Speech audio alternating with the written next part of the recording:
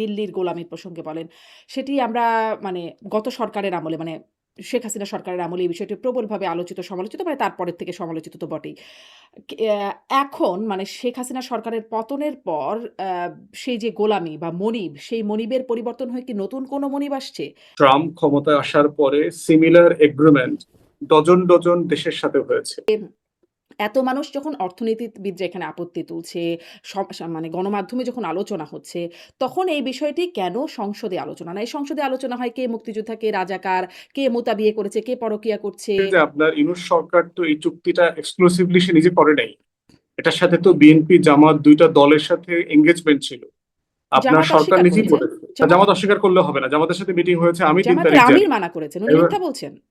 উনি জানেন না এটা বলেছেন, আমি জানি না, কিন্তু জামাতের সাথে উনি মিটিং বলেছেন হয়েছে। আমার দলের সাথে কোনো আলোচনা হয় না। জামাতের সাথে মিটিং হয়েছে এটা আমি জানি, বিএনপির সাথে হয়েছে, তারেক রহমানের সাথে হয়েছে। স্থিতিশীলতার স্বার্থে একটা নির্বাচিত সরকারের কাছে শান্তিপূর্ণভাবে ক্ষমতা হস্তান্তরের স্বার্থে এর কোনো বিকল্প তখন সরকারের কাছে ছিল না। শান্তিপূর্ণ হস্তান্তরের জন্য মার্কিন চুক্তির সাথে সম্পর্ক কি? আমেরিকার ইলেকশন নিয়ে তো আমরা অবজারভার পাঠাই না, হুম, হুম। কিন্তু আপনি গরিব দেশ হওয়ার কারণে কি হয়েছে, সারা দুনিয়া থেকে অবজারভার আপনার দেশে আসে। এখানে ইউরোপিয়ান ইউনিয়নের সার্টিফিকেট দিতে হয় যে হ্যাঁ নির্বাচন ভালো হয়েছে। প্রশ্ন হবে লাগামহীন। জানতে চাই, জানাতে চাই এই সময়ের পালস অফ পলিটিক্স। বাংলাদেশে ভারতের একচ্ছত্র আধিপত্যের দিন শেষ, এমন মন্তব্য করেছেন ঢাকার সাবেক মার্কিন চিফ অব মিশন। এদিকে আমেরিকার স্বার্থ রক্ষার্থে কোনো আইনি কাঠামো ছাড়াই সরকারি ও বিরোধী দলের সংসদ সদস্যদের নিয়ে গঠিত হয়েছে আমেরিকা ককাস। এছাড়াও বাংলাদেশের সংসদে আমেরিকার স্বাধীনতা দিবস উদযাপন থেকে আমেরিকার স্বার্থে মার্কিন চুক্তি, যারা ভারতের সঙ্গে চুক্তি থেকে শুরু করে ভারতীয় আধিপত্য নিয়ে কড়া সমালোচনা ও আন্দোলনে মুখর, তারা কেন এখানে একদম চুপ? তবে কি রাজনৈতিক পট পরিবর্তনে নতুন ক্ষমতা কাঠামো খুঁজে নিয়েছে নতুন মনিব? অন্যদিকে এনসিপির সমাবেশে হাত বোমা হামলার পরপরই নাহিদ ইসলাম প্রধানমন্ত্রী তারেক রহমানের দিকে আঙুল তুলে বলেছেন, বিএনপি আওয়ামী লীগ একসাথে আসুন, দেখি কার কত শক্তি। তাদেরই জোটের নেতারা বিএনপি আওয়ামী লীগকে মিলিয়ে বলছেন নৌকার শীষ। কেন আওয়ামী লীগ বিএনপিকে মিলিয়ে দেখছে বিরোধীরা? কেন প্রধানমন্ত্রীর আশেপাশে বিদেশি গুপ্তচর দেখতে পাচ্ছেন বিরোধী জোটের নেতা কর্নেল অলি? কারা সেই গুপ্তচর? বিদেশি গুপ্তচর থেকে ডিপ স্টেটের কাছে অসহায় বাংলাদেশের রাজনীতি। এদিকে ভুয়া মামলার বেড়াজালে ভুগেই চলেছেন সাবেক প্রধান বিচারপতি থেকে শুরু করে আওয়ামী লীগের বহু নেতাকর্মী, আওয়ামী পন্থী হিসেবে পরিচিত সাংবাদিক, বুদ্ধিজীবী থেকে বিশিষ্ট নাগরিকেরা। ক্ষমতার পালা বদলে কি শুধু বদলে গেল নির্যাতক ও নির্যাতিতের অবস্থান আর বলির পাঠারা? আবার এদের অনেকেরই প্রকৃত বা গুরুতর অপরাধগুলো কি হারিয়ে যাবে এসব ভুয়া মামলার ভিড়ে? এসব নিয়ে কথা বলতে স্বপ্নধারা নিবেদিত পালস অফ পলিটিক্সে আমার আজকের অতিথি এবি পার্টির সাধারণ সম্পাদক ব্যারিস্টার আসাদুজ্জামান ফুয়াদ। ব্যারিস্টার ফুয়াদ, আপনাকে স্বাগত জানাচ্ছি পালস অফ পলিটিক্সে আমার আজকের আয়োজনে। ধন্যবাদ। আপনাকে অনেক ধন্যবাদ, আপনি সময় দিচ্ছেন। আমি মানে আপনি সবসময় একটা কথা বলেন, গোলামির প্রসঙ্গে বলেন, দিল্লির গোলামির প্রসঙ্গে বলেন। সেটি আমরা মানে গত সরকারের আমলে মানে শেখ হাসিনা সরকারের আমলে এই বিষয়টি প্রবলভাবে আলোচিত সমালোচিত মানে তারপরের থেকে সমালোচিত তো বটেই। এখন মানে শেখ হাসিনা সরকারের পতনের পর আ সেই যে গোলামি বা মনিব, সেই মনিবের পরিবর্তন হয়ে কি নতুন কোনো মনিব আসছে? এখন কি নতুন কোনো মনিব আছে বাংলাদেশের? প্রথম কথা হচ্ছে যে আপনার গরিব মানুষের অনেক মনিব। গরিব মানুষ যেই দালানে থাকে সেই দালানের বাড়িওয়ালা তার মনিব। গরিব মানুষ যেখানে চাকরি করে সেই চাকরির কোম্পানির মালিক তার মনিব। গরিব মানুষ যে রাস্তা দিয়ে হাঁটে সে রাস্তার দারোয়ান হচ্ছে তার মনিব। গরিব দেশ হবার অনেকগুলো আপনার টিপিক্যাল সমস্যা আছে। তার ভিতরে যদি আপনি কৌশলগত ভূ রাজনৈতিক জায়গায় আপনার রাষ্ট্রটা থাকে, আপনার যদি ন্যাচারাল রিসোর্স থাকে, আপনার যদি বঙ্গোপসাগর অথবা যে কোনো সমুদ্র পথে বড় অ্যাক্সেস থাকে, আপনি যদি রিজিওনাল সুপার পাওয়ার হতে আকাঙ্ক্ষী এমন কোন রাষ্ট্রের নেইবার হন, এরকম বহু শর্তের বেড়াজাল আছে আর কি আপনার এই মনিব তৈরি হওয়ার। যেমন দেখবেন যে নেপাল অথবা ভুটানের মতো রাষ্ট্রকে এই প্রশ্নগুলো অত সিরিয়াসলি ডিল করতে হয় না, যেটা ধরেন আমাদেরকে করতে হচ্ছে। আপনি যদি চিন্তা করেন কঙ্গোকে, এই প্রশ্নটা খুব বেশি ডিল করতে হচ্ছে না। আপনি দেখবেন ক্যারিবিয়ান আইল্যান্ডস আছে অনেকগুলো, হুম। সেই ওয়েস্ট কোস্টে আটলান্টিকের, তাদেরকে দেখবেন এই প্রশ্নগুলো এত বেশি ডিল করতে হচ্ছে না। কিন্তু আমার ভূ রাজনৈতিক প্রেক্ষাপট আমার বঙ্গোপসাগর leading to Indian Pacific ocean, এই সব জায়গাতে আমার কৌশলগত ভূ রাজনীতির কারণে যেটা হচ্ছে যে আমার আমার গুরুত্ব আমাকে প্রচুর ভালনারেবল করে দিয়েছে। হুম, সেটি তো একই স্পষ্ট। সাথে হচ্ছে ব্যারিস্টার আমার ফুয়াদ, সেটি তো ধরেন আমাদের একটা অবস্থানগত বাস্তবতা, কৌশলগত বাস্তবতা এটি তো আছেই। কিন্তু মানে এর মধ্যে আমরা সবসময় আলোচনা করেছি ভারতীয় আধিপত্যবাদের বিরুদ্ধে। সেটির একটা মানে ভূ-রাজনৈতিক অবস্থানগতর বাইরেও একটা বিশেষ বিষয় আলোচনার জন্য যে ভারতীয় আধিপত্যবাদ। এখন কি সেটা মার্কিন আধিপত্যবাদ, মানে ভারত কি মার্কিন দ্বারা রিপ্লেস, আমেরিকা দ্বারা রিপ্লেস হচ্ছে, এরকম কিছু হচ্ছে কি? মানে আমি এই প্রশ্নটা এজন্য করছি, ধরেন আ মানে শেখ হাসিনা সরকার পতনের পর থেকে সেই যে মানে মার্কিন চুক্তি সেটি হয়ে গেল। সেটি নিয়ে আপনার সাথে আগেও কথা হয়েছে। একটা গোপন চুক্তি হলো, পরবর্তীতে প্রকাশ হয়েছে সেই চুক্তি। সেটি নিয়ে অনেকের আপত্তি আছে, কিন্তু সবাই চুপ। মানে এটা নিয়ে খুব বেশি সরব হচ্ছে না কেউ। আ কোনো প্রকাশ্যেও আনা হচ্ছে না, খুব কথাবার্তাও হচ্ছে না। আমি যে বলছি অথরিটির কথা, যারা আসলে কথা বললে কাজ হবে তারা হচ্ছে না। এখন সম্প্রতি দেখলাম যুক্তরাষ্ট্রের স্বাধীনতা দিবস আয়োজন হলো সংসদের দক্ষিণ প্লাজায়। যেটি আসলে নজিরবিহীন একটা ব্যাপার হয়ে গেল। সেখানে ১০ সদস্যের একটা সংসদীয় ককাস হলো, আমেরিকা ককাস আ মানে হলো যে বাংলাদেশের পার্লামেন্টে আমেরিকা ককাস। এগুলো আসলে কিসের ইঙ্গিত? আমাদের কি এখন ভারতের বদলে যুক্তরাষ্ট্র মনিবে পরিণত হচ্ছে? দেখেন, অনেকগুলো ঘটনা ঘটছে। ঘটনাগুলোকে কি আপনি কোনো একটা পার্টিকুলার কনক্লুশনে টানবেন, না আপনি এটা ফ্লেক্সিবলি দেখবেন, এটা দেখার বিষয় আছে। যেমন ধরেন, বাংলাদেশের পররাষ্ট্রমন্ত্রী প্রথম তো ইন্ডিয়া সফর করলেন হুম, এই সরকার ক্ষমতায় আসার পরে। আপনার তুরস্কে প্রোগ্রাম ছিল, যাওয়ার আগে 2 দিন ইন্ডিয়াতে থাকলেন। সেখানে আহ জয়শঙ্করের সাথে তার মিটিং হয়েছে, তারপরে ন্যাশনাল সিকিউরিটি অ্যাডভাইজারের সাথে তার মিটিং হয়েছে। তাহলে এইটাকে কি আমি সন্দেহ করব যে তাহলে কি আবার সরকার ভারতীয় বলয়ে চলে যাচ্ছে?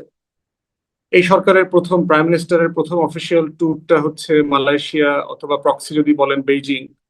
তাহলে কি আমরা ধরে নেব যে এই সরকার শুরুতেই চায়নামুখী হয়ে যাচ্ছে? এই সরকারের সাথে আপনার তুরস্ক এসে, পাকিস্তান এসে সামরিক বিভিন্ন সরঞ্জাম, চুক্তি, কারখানা জয়েন্টলি করার ব্যাপারে আলাপ আলোচনা করছে। আপনি দেখলেন যে তুরস্কের সাথে একটা জয়েন্টলি ড্রোন ম্যানুফ্যাকচারিং কারখানা হবে বগুড়াতে, একটা বিমানবন্দর ডেভেলপমেন্টের কাজ হবে। এর মানে কি আমরা ধরে নেব যে তারা পাকিস্তান তুরস্কের বলয়ে চলে হুম। যাচ্ছে? নিশ্চয়ই না। মানে ধরেন একটা ঘটনা তো আন্তর্জাতিক বা কূটনৈতিক সম্পর্কের মধ্যে এরকম তো হবেই। বিভিন্ন দেশের সাথে হবে। কিন্তু আসলে মানে এটার বিষয়ে বিশেষভাবে হচ্ছে ভারতীয় আধিপত্যবাদ যখন আমরা বলেছি, টানা অনেক কিছু একসাথে মিলিয়ে তারপরে আমরা চিন্তা করেছি। যেকোনো একটা ঘটনায় বলে ফেলিনি যে ভারতীয় আধিপত্যবাদ হচ্ছে কিনা। ফলে এখানেও এই প্রশ্নটা জাগে যখন আ মানে উপদেষ্টা পরিষদই জানলো না যে সেখানে একটা চুক্তি হয়ে যাচ্ছে। ক্যাবিনেটেও পর্যন্ত আলোচনা হলো না। মার্কিন চুক্তি হয়ে গেল এবং তখন সেটা গোপন চুক্তি হিসেবে আমরা জানতাম, হয়ে গেল। এখনো এই বিষয়গুলো হচ্ছে, যেটা আসলে খুব নজিরবিহীন। এবং নির্বাচনের আগেও আমরা, মানে ২৪ এর নির্বাচন কথা বলছি। তার আগেও আমরা দেখেছিলাম যে পিটার হাসের প্রতি বিশেষ রকমের একটা ধন্যবাদ জ্ঞাপন করা হচ্ছে বিএনপির পক্ষ থেকে। এবং আন্দোলনের মুহূর্তেও মার্কিন এম্বাসির সাথে আন্দোলনকারীদের যোগাযোগ ছিল। আসিফ মাহমুদ সজীব ভুইয়া বলেছেন যে তাদের সাথে যোগাযোগ হচ্ছে। অন্য কোনো এম্বাসির ব্যাপারে এভাবে শুনি নাই। ফলে অনেকগুলো ডট মিলিয়ে কি এটা মনে করতে পারেই কিনা, মানে আমাদের তো আসলে ওই যে ঘরপোড়া গরু, আধিপত্যবাদ কোথায় আছে, কে মনিব, এই চিন্তাটা আমাদের করতেই হয়। ফলে এই ডটগুলো মিলিয়ে এই সমীকরণে কি যাওয়া যায় যে আসলে মনিব বদলেছে বাংলাদেশ? না, আমি সেটা মনে করছি না। কারণ হচ্ছে, যে এগ্রিমেন্টটা হয়েছে রেসিপ্রোকাল ট্যারিফ এগ্রিমেন্ট ফেব্রুয়ারিতে, এই এগ্রিমেন্টটা কিন্তু এক্সক্লুসিভ টু বাংলাদেশ না। আমেরিকার সাথে আপনি আপনি ওই দেশে আছেন। ট্রাম্প ক্ষমতায় আসার পরে সিমিলার এগ্রিমেন্ট ডজন ডজন দেশের সাথে হয়েছে। হুম, এবং দেখেন সিচুয়েশনটা কি, ট্রাম্পের ইলেকশন ক্যাম্পেইনটা কি ছিল? আমেরিকাকে আবার গ্রেট বানাইতে হবে, তার এখানে ম্যানুফ্যাকচারিং নাই, তার ডেট বেড়ে যাচ্ছে, তার জিডিপি মাইনাস হয়ে যাচ্ছে, চীনের সাথে কম্পিটিশনে পারছে না। সো আমাকে এখানে একটা ইকোনমির হাব বানাইতে হবে। তো সে ফার্স্ট পলিসি যেটা করলো সেটা হচ্ছে যে আপনার রেসিপ্রোকাল ট্যারিফ দেবে। এবং এই ট্যারিফটা হচ্ছে আপনার ডাব্লিউটিওর আর্টিকেল 24.1 এর সে ইমার্জেন্সি ইনভোক করেছে। মানে আপনার অর্থনীতি এত খারাপ অবস্থায় আছে, আপনি ডাব্লিউটিওর ফ্রেমওয়ার্কে ব্যবসা করলে আপনার অর্থনীতি কলাপস করবে, আপনার নিজস্ব ট্যারিফ সিস্টেম তৈরি করতে হচ্ছে। তো আমি এমনিতেই কিন্তু আমেরিকার সাথে আমাদের একটা ট্যারিফ সিস্টেম আছে, যেটাকে এমএসএন বলে, যে মোস্ট ফেভার্ড নেশন, এমএফএন। এই এমএফএন ক্রাইটেরিয়াতে কিন্তু ইতিমধ্যে আমাদের সাথে 13 থেকে 19% একটা variable to goods and services, এটা একটা এগ্রিমেন্ট আছে। তাহলে ডাব্লিউটির আর্টিকেল 24.1 যে ট্রাম্প এসে ইনভোক করলো, এটা করে কিন্তু একটা এক্সক্লুসিভ চুক্তি শুধু আমেরিকা বাংলাদেশের সাথে করে নাই। আপনি দেখেন পুরো ইউরোপিয়ান ইউনিয়নকে সে ট্যারিফ চাপিয়ে দিয়েছে। আপনি দেখেন পুরো সাউথ আমেরিকাতে চাপিয়ে দিয়েছে, মেক্সিকো, তারপরে হচ্ছে ভেনেজুয়েলা থেকে শুরু করে কানাডা, এরপরে হচ্ছে যে আপনি আমাদের এশিয়াতে দেখেন, আমাদের সাউথ কোরিয়াকে চুক্তি করতে বাধ্য করছে, ভারতকে করেছে, ভিয়েতনাম, কম্বোডিয়া, মালয়েশিয়া, ইন্দোনেশিয়া সবাই করতে বাধ্য করেছে। তাহলে এই ফেনোমেনাটা কিন্তু আপনার হচ্ছে যে এককভাবে এক্সক্লুসিভ টু বাংলাদেশ না, এইটা হচ্ছে অ্যাবসলিউটলি একটা exclusive policy of Trump administration. এখন প্রশ্ন হচ্ছে, দ্বিতীয় প্রশ্ন হচ্ছে যে এইটাতে যা করা হয়েছে সেটা আমাদের দেশের স্বার্থ সংরক্ষণ হচ্ছে কিনা। চুক্তি কোনো রাষ্ট্রের সাথে হওয়াটা মানে এটা না যে চুক্তিটা আমাদের দেশের জন্য ক্ষতিকর। সার্টেনলি ব্যারিস্টার ফুয়াদ, আসলে চুক্তিটা নিয়ে খুব কথা বলতে চাই না, কারণ কি মানে আমার কাছে মনে হয় যে এক্সপার্টাইজ দেবার মতো যে জায়গাটা সেটা যাদের আছে তারা আসলে কি বলছেন সেটা আমি রেফার করতে পারি। যে সিপিডি বলছে এটা দেশের স্বার্থ পরিপন্থী চুক্তি হয়েছে, তারা আমি হতভম্ব বলতে হচ্ছে। পারবো, আমি চুক্তি পড়েছি, এটা হ্যাঁ, নিয়ে আপনি আমি কথা পড়েছেন, বলতে পারবো। আপনি পড়েছেন। ধরেন আমিও টুকটাক পড়বার চেষ্টা করেছি। আমি কিছু এআই অ্যানালাইসিস করবারও চেষ্টা করেছি। ধরেন চ্যাট জিপিটিকে বলেছি, জেমিনিকে বলেছি যেটার একটা অ্যানালাইসিস দিতে। তারাও মোটা দাগে বলে দিয়েছে যে এটি আসলে যুক্তরাষ্ট্রের স্বার্থপন্থী, বাংলাদেশের স্বার্থের সাথে মানে খুব ভালো সার্ভ হয়নি এখানে, এরকম একটা বিশ্লেষণ পাচ্ছি। কিন্তু আমি চুক্তি নিয়ে বিশ্লেষণে যেতে চাই না। আমি এই বিশ্লেষণের কথা বলতে চাই যে এত মানুষ যখন অর্থনীতিবিদরা এখানে আপত্তি তুলছে, মানে গণমাধ্যমে যখন আলোচনা হচ্ছে, তখন এই বিষয়টি কেন সংসদে আলোচনা না? এই সংসদে আলোচনা হয় কে মুক্তিযোদ্ধা, কে রাজাকার, কে মোতা বিয়ে করেছে, কে পরকীয়া করছে, নানান রকম বিষয় আসে, কার ওয়াশিং মেশিন, ফ্রিজ দরকার ইত্যাদি বিষয়। কিন্তু এই বিষয়গুলো ওঠে না সংসদে। আ এটা না আসার তো একটা গোল্ডেন কারণ হচ্ছে যে আপনার ইউনূস সরকার তো এই চুক্তিটা এক্সক্লুসিভলি সে নিজে করে নাই, এটার সাথে তো বিএনপি জামাত দুইটা দলের সাথে এঙ্গেজমেন্ট ছিল, আপনার জামাত সরকার অস্বীকার নিজেই করেছে। করেছে। জামাত অস্বীকার করেছে। জামাত অস্বীকার করলে হবে না, জামাতের সাথে মিটিং হয়েছে, আমি 3 তারিখ জামাতের জানি। আমির মানা করেছেন। উনি এবার মিথ্যা বলছেন। উনি জানেন না, এটা বলেছেন, আমি জানি না, কিন্তু জামাতের সাথে উনি মিটিং বলেছেন হয়েছে। আমার দলের সাথে কোনো আলোচনা হয় না, আমাদের সাথে কোনো আলোচনা হয় না। এটা তিনি বলেছেন। না, জামাতের সাথে মিটিং হয়েছে এটা আমি জানি, বিএনপির সাথে হয়েছে, তারেক রহমানের সাথে হয়েছে, আপনার আমেরিকার ট্রেড ট্রেড ডেলিগেশন, দুই দলের সাথে এই বিষয়ে মিটিং করেছে। এখন প্রশ্ন হচ্ছে যে আজকে যারা সংসদে আছে, আজকে যারা ক্ষমতায় আছে, পক্ষে এবং বিপক্ষে, ইনুস সরকার তো সবাইকে নিয়ে করেছে, তাহলে প্রশ্নটা তুলবে কে?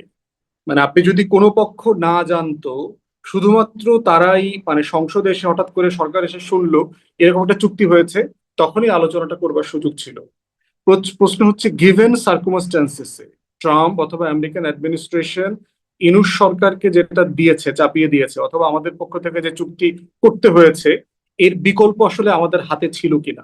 না, ছিল কিন্তু না। আপনার কাছে এটা একটু মানে আলোচনা বা সন্দেহজনক মনে হয় না যে সেই সময় উপদেষ্টা পরিষদ, পররাষ্ট্র উপদেষ্টা যিনি ছিলেন, আমার গত শোতেই তার সাথে কথা হচ্ছিল আমার এই প্ল্যাটফর্মে।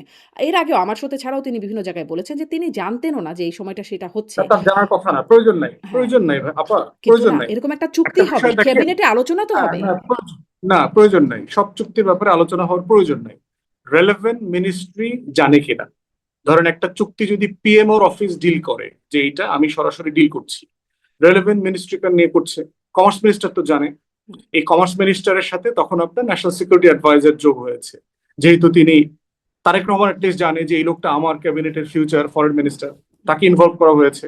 তো দুজনে মিলে যেটা জানার কথা সেটা জানে। সব চুক্তি তো আপনার ক্যাবিনেটে আলোচনা হওয়ার কালচার বাংলাদেশে নাই, কিন্তু এটা এটারই না হয় আমরা না। সমালোচনা করেছিলাম, এটারই না বিরোধী হ্যাঁ ছিলাম। নিঃসন্দেহে, হ্যাঁ নিঃসন্দেহে সমালোচনা করবার সুযোগ আছে যে আপনার ক্যাবিনেটে সবকিছু, কারণ এটা তো আপনার লোকাল বাজেটারি বিষয় না যে আপনি একটা একনেকে এটা উঠাইতে হবে, তারপরে কাউন্সিল অফ মিনিস্টার্সে অথবা অ্যাডভাইজারে এই টপিকটা উঠাইতে হবে, উঠায় পাশ করতে হবে, এই বাধ্যবাধকতা নাই। প্রশ্ন হচ্ছে আপনি এটা যদি কাউন্সিল অফ অ্যাডভাইজার এটা উঠতো ধরেন, তাহলে কি এটা পাশ হইতো না? বিষয়টা কি তাই? যা হওয়ার তাই হইতো। প্রশ্ন হচ্ছে যে গিভেন টাইমে ইউনূস সরকারের সামনে এর থেকে বেটার অপশন ছিল কিনা, আমি মনে করি ছিল না। এখন প্রশ্ন হচ্ছে সারা দুনিয়াতে যে চুক্তিগুলো চাপিয়ে দিয়েছে আমেরিকান অ্যাডমিনিস্ট্রেশন, আমাদেরকে এখন অ্যাসেস করতে হবে এইটা থেকে আমরা কিভাবে আমাদের ন্যাশনাল ইন্টারেস্ট সেফগার্ড করে আমরা কিন্তু এটাকে কোনো রিভাইজ করব জবাবদিহিতা নাই অথবা যে এক্সিট করব। সরকারের, সেই সরকার তো ওয়েট করতে পারতো। মানে পররাষ্ট্র উপদেষ্টাও আমাকে বলছিলেন যে তারা আসলে তিনিও মনে করেন যে তারা অপেক্ষা করতে পারতো, নির্বাচিত সরকার এসে এটা করতে পারতো। না, এটা এক পক্ষ পারতো না, অন্তর্বর্তীকালীন সরকার চেষ্টা করেছে, এটা আমেরিকা বলে দিয়েছে এই চুক্তি করতে হবে, যেহেতু দুইটা বড় দল, সেটা আপনি তারাই তো জানেন, ক্ষমতায় আসবে। উপদেষ্টারা জানেন না কেন? মানে আপনি জানছেন, উপদেষ্টারা কেন আমি জানছেন? আমি আমি খবর নিয়েছি, ওনারা খবর নেওয়ার চেষ্টা করতেছে না হয়তো, অথবা জানে আপনাকে বলছেন না। আমি তো জানার চেষ্টা করেছি, আমি তো ওনাদেরকে জিজ্ঞেস করেছি যে এটা আপনারা পিছানোর চেষ্টা করেছেন কিনা, চেষ্টা করেছে। আর ব্যাপারটা তো এরকম না যে আপনার এটা পরিকল্পিতভাবে 9 তারিখে চুক্তিটা করা হয়েছে, চুক্তির আলোচনা তো 1 বছরের উপরের সময় থেকে এটা চলছে। তখন চলমান। তো গোপন ছিল, গোপন চুক্তি এনডিএর অধীনে। না, চুক্তির আলোচনা তো আপনার সবসময় প্রাইমারি লেভেলে তো কনফিডেন্সিয়াল থাকবে, এটা তো খুবই নর্মাল। প্রাইমারি লেভেলে তো আপনাকে এটা বলবে না রাষ্ট্র। রাষ্ট্র সরকারের উপরে আমরা এই জন্যই তো ভোটের আয়োজন কেন করি, যে আমরা আস্থা রাখতে চাই যে কিছু মানুষ আমার স্বার্থকে সবসময় রক্ষা করবে, সেফগার্ড করবে। অতএব আমি এটা মনে করি যে আমি টোটালটা চিত্রটা বোঝার পরে আমার কাছে মনে হয়েছে গিভেন সার্কামস্ট্যান্সেসে স্থিতিশীলতার স্বার্থে একটা নির্বাচিত সরকারের কাছে শান্তিপূর্ণভাবে ক্ষমতা হস্তান্তরের স্বার্থে এর কোনো বিকল্প তখন সরকারের কাছে ছিল না। That was the best available option. মানে এখন শান্তিপূর্ণ হস্তান্তরের জন্য মার্কিন চুক্তির সাথে সম্পর্ক কি? সম্পর্ক হচ্ছে আমেরিকার, আপনার তো নির্বাচনকে তো অ্যাকনলেজ করতে হবে যে বাংলাদেশে ফ্রি ফেয়ার ইলেকশন হয়েছে। আচ্ছা, এটা আপনি চিন্তা করে অ্যাকনলেজ দেখেন, করানোর জন্য এই চুক্তি? শুধু একমাত্র না, মানে টোটালটা ধরেন আপনি যে একটা, মানে তাহলে আপনি কি ফ্রি ইন্ডিয়া ফেয়ার ইলেকশন আমাদের হয় সাথে নাই? এটা করে আমাদেরকে একটু প্রমাণ করতে হলো যে আছে, বা একটা প্রতিদান এটা তো দিয়ে। আস্থা, দুনিয়ার তো একটা কনফিডেন্স বিল্ডিং এর বিষয় আছে। বাংলাদেশে আমেরিকার ইলেকশন নিয়ে তো আমরা অবজারভার পাঠাই না, হুম, হুম। কিন্তু আপনি গরিব দেশ হওয়ার কারণে কি হয়েছে, সারা দুনিয়া থেকে অবজারভার আপনার দেশে আসে। এখানে ইউরোপিয়ান ইউনিয়নের সার্টিফিকেট দিতে হয় যে হ্যাঁ নির্বাচন ভালো হয়েছে। এখানে আন্তর্জাতিক সংস্থাগুলোর সার্টিফিকেট দিতে হয়, কারণ আপনার নিজের ইনস্টিটিউশন নাই, আপনার গণতন্ত্র নাই, আপনার নিজের দেশের মানুষের তার ইনস্টিটিউশনের উপরে আস্থা নাই। অতএব এই বাস্তবতাগুলো তো আমরা তৈরি করেছি। তৈরি করতে করতে এমন একটা জায়গাতে আসছি যে এখন আমাদের অ্যাকনলেজমেন্ট লাগে, সার্টিফিকেশন লাগে। তো এই জন্য স্টেবিলিটির স্বার্থে তাদের কাছে এর থেকে বেটার কোনো অপশন হাতে ছিল না। এখনো ভারতের আসলে কি কথা সেরকম চিন্তা কোনো করেন, স্বার্থের কন্টিনিউশন হচ্ছে? মানে সংসদে এই যে সংসদের দক্ষিণ প্লাজায় নজিরবিহীনভাবে এরকম আয়োজন, মানে আমেরিকান ককাস তৈরি হয়ে যাওয়া সংসদের ভেতরে সংসদীয় এবং বিরোধী দল, মানে সরকারি বিরোধী দল ২ পক্ষেরই সমন্বয়ে, আম এটাও কি একটা সেই মানে ককাস ধারণা? তো নতুন কিছু না। আপনার আপনার আওয়ামী লীগের আমলে তো ককাস ছিল, ককাস তো নতুন কিছু না। এরকম আমেরিকান সমস্যা ককাস হচ্ছে যে ছিল? বাংলাদেশ, হ্যাঁ ছিল ছিল। কারা আপনার ছিল সেখানে? পার্বত্য মানে আমি শুনি নাই, আমার পার্বত্য অজ্ঞতা। হুম। আওয়ামী লীগের সময় যেমন ধরেন একটা ককাস আমি জানি, যেটা নিয়ে আমি প্রচুর সমালোচনা করেছি, পার্বত্য চট্টগ্রাম বিষয়ক একটা ককাস ছিল। এই রাশেদ খান মেনন, ইনু থেকে শুরু করে আপনার এনজিও ব্যবসায়ী ট্যাবসায়ী মিলে পার্লামেন্টারি ককাস ছিল। হুম। আমরা এটার প্রচুর সমালোচনা করেছি। প্রশ্ন হচ্ছে না, কিন্তু বাংলাদেশে ধরেন এটা তো ককাস পার্বত্য জিনিসটা পরিচিত চট্টগ্রাম না। বিষয়ক ককাস হতে পারে। ধরেন সমালোচনা করবার মতো বিষয় থাকতেই পারে। কিন্তু সেখানে ধরেন পার্বত্য চট্টগ্রাম বিষয়ক বিষয়গুলো ইন্টারেস্ট নিয়ে বা সেই বিষয়ক আলোচনার জন্য তারা কাজ করবেন। কিন্তু আমেরিকান ককাস, এটা তো অন্য দেশের ককাস। তারা আসলে এখানে কি করবেন? তাদের স্বার্থে কাজ না করবার এটা জন্য শুধু বাংলাদেশের না, পার্লামেন্টে ককাস। সারা দুনিয়াতে এই প্র্যাকটিসটা আছে, যেহেতু আমার এখানে গণতন্ত্র আমার দেশে ছিল। শক্তিশালী না। না, আমাদের দেশে ওই যে বললাম আগের পার্লামেন্ট গুলোতে তো ছিল। ওটা তো পার্বত্য যেটা হচ্ছে চট্টগ্রাম এটা বিষয়ক। ওয়াইডলি প্র্যাকটিস না, এটা তো ওয়াইডলি প্র্যাকটিসড একটা বিষয় না। এটার কোনো আইনি কাঠামো নাই, এটার রেগুলেশন নাই। এইগুলো না করে ককাস করাটা ঠিক হয়েছে কিনা এই প্রশ্নটা রেজ করবার সুযোগ আছে। হুম, কিন্তু ককাস করা যাবে না, অথবা কোনো দেশ হুম, হুম। ওপেনলি তার দেশের হয়ে লবি করতে প্রতিষ্ঠান করতে পারবে না, ব্যাপারটা এরকম না। করতে পারবে, কিন্তু আপনি এটাকে আইনি কাঠামো না দিয়ে কমিটি করাটা ঠিক হয়েছে কিনা এই প্রশ্নটা রেজ করতে পারেন, যেটা তো একটা আইনি কাঠামো লাগবে। আমেরিকাতে লবিস্ট ফার্ম তো লিগাল, তার কাঠামো বলে দেওয়া আছে যে আপনি কার হয়ে কিভাবে কোন মাত্রায় লবিং করতে পারবেন, তার আপনার আয় ইনকাম কি করছেন, স্বার্থ কি ডিক্লেয়ার করতে হবে, এগুলো প্রফেশনাল একটা জায়গা আছে। আমার যেটা আশ্চর্য লেগেছে সেটা হচ্ছে আইনি ফ্রেমওয়ার্ক তৈরি করা ছাড়াই এরকম ককাস করাটা ঠিক হয়েছে কিনা, এটা হচ্ছে আমার জায়গা থেকে। কিন্তু ককাস করাটা যাবে না, করাটা অন্যায় হয়েছে তেমনটা আমি মনে করি না।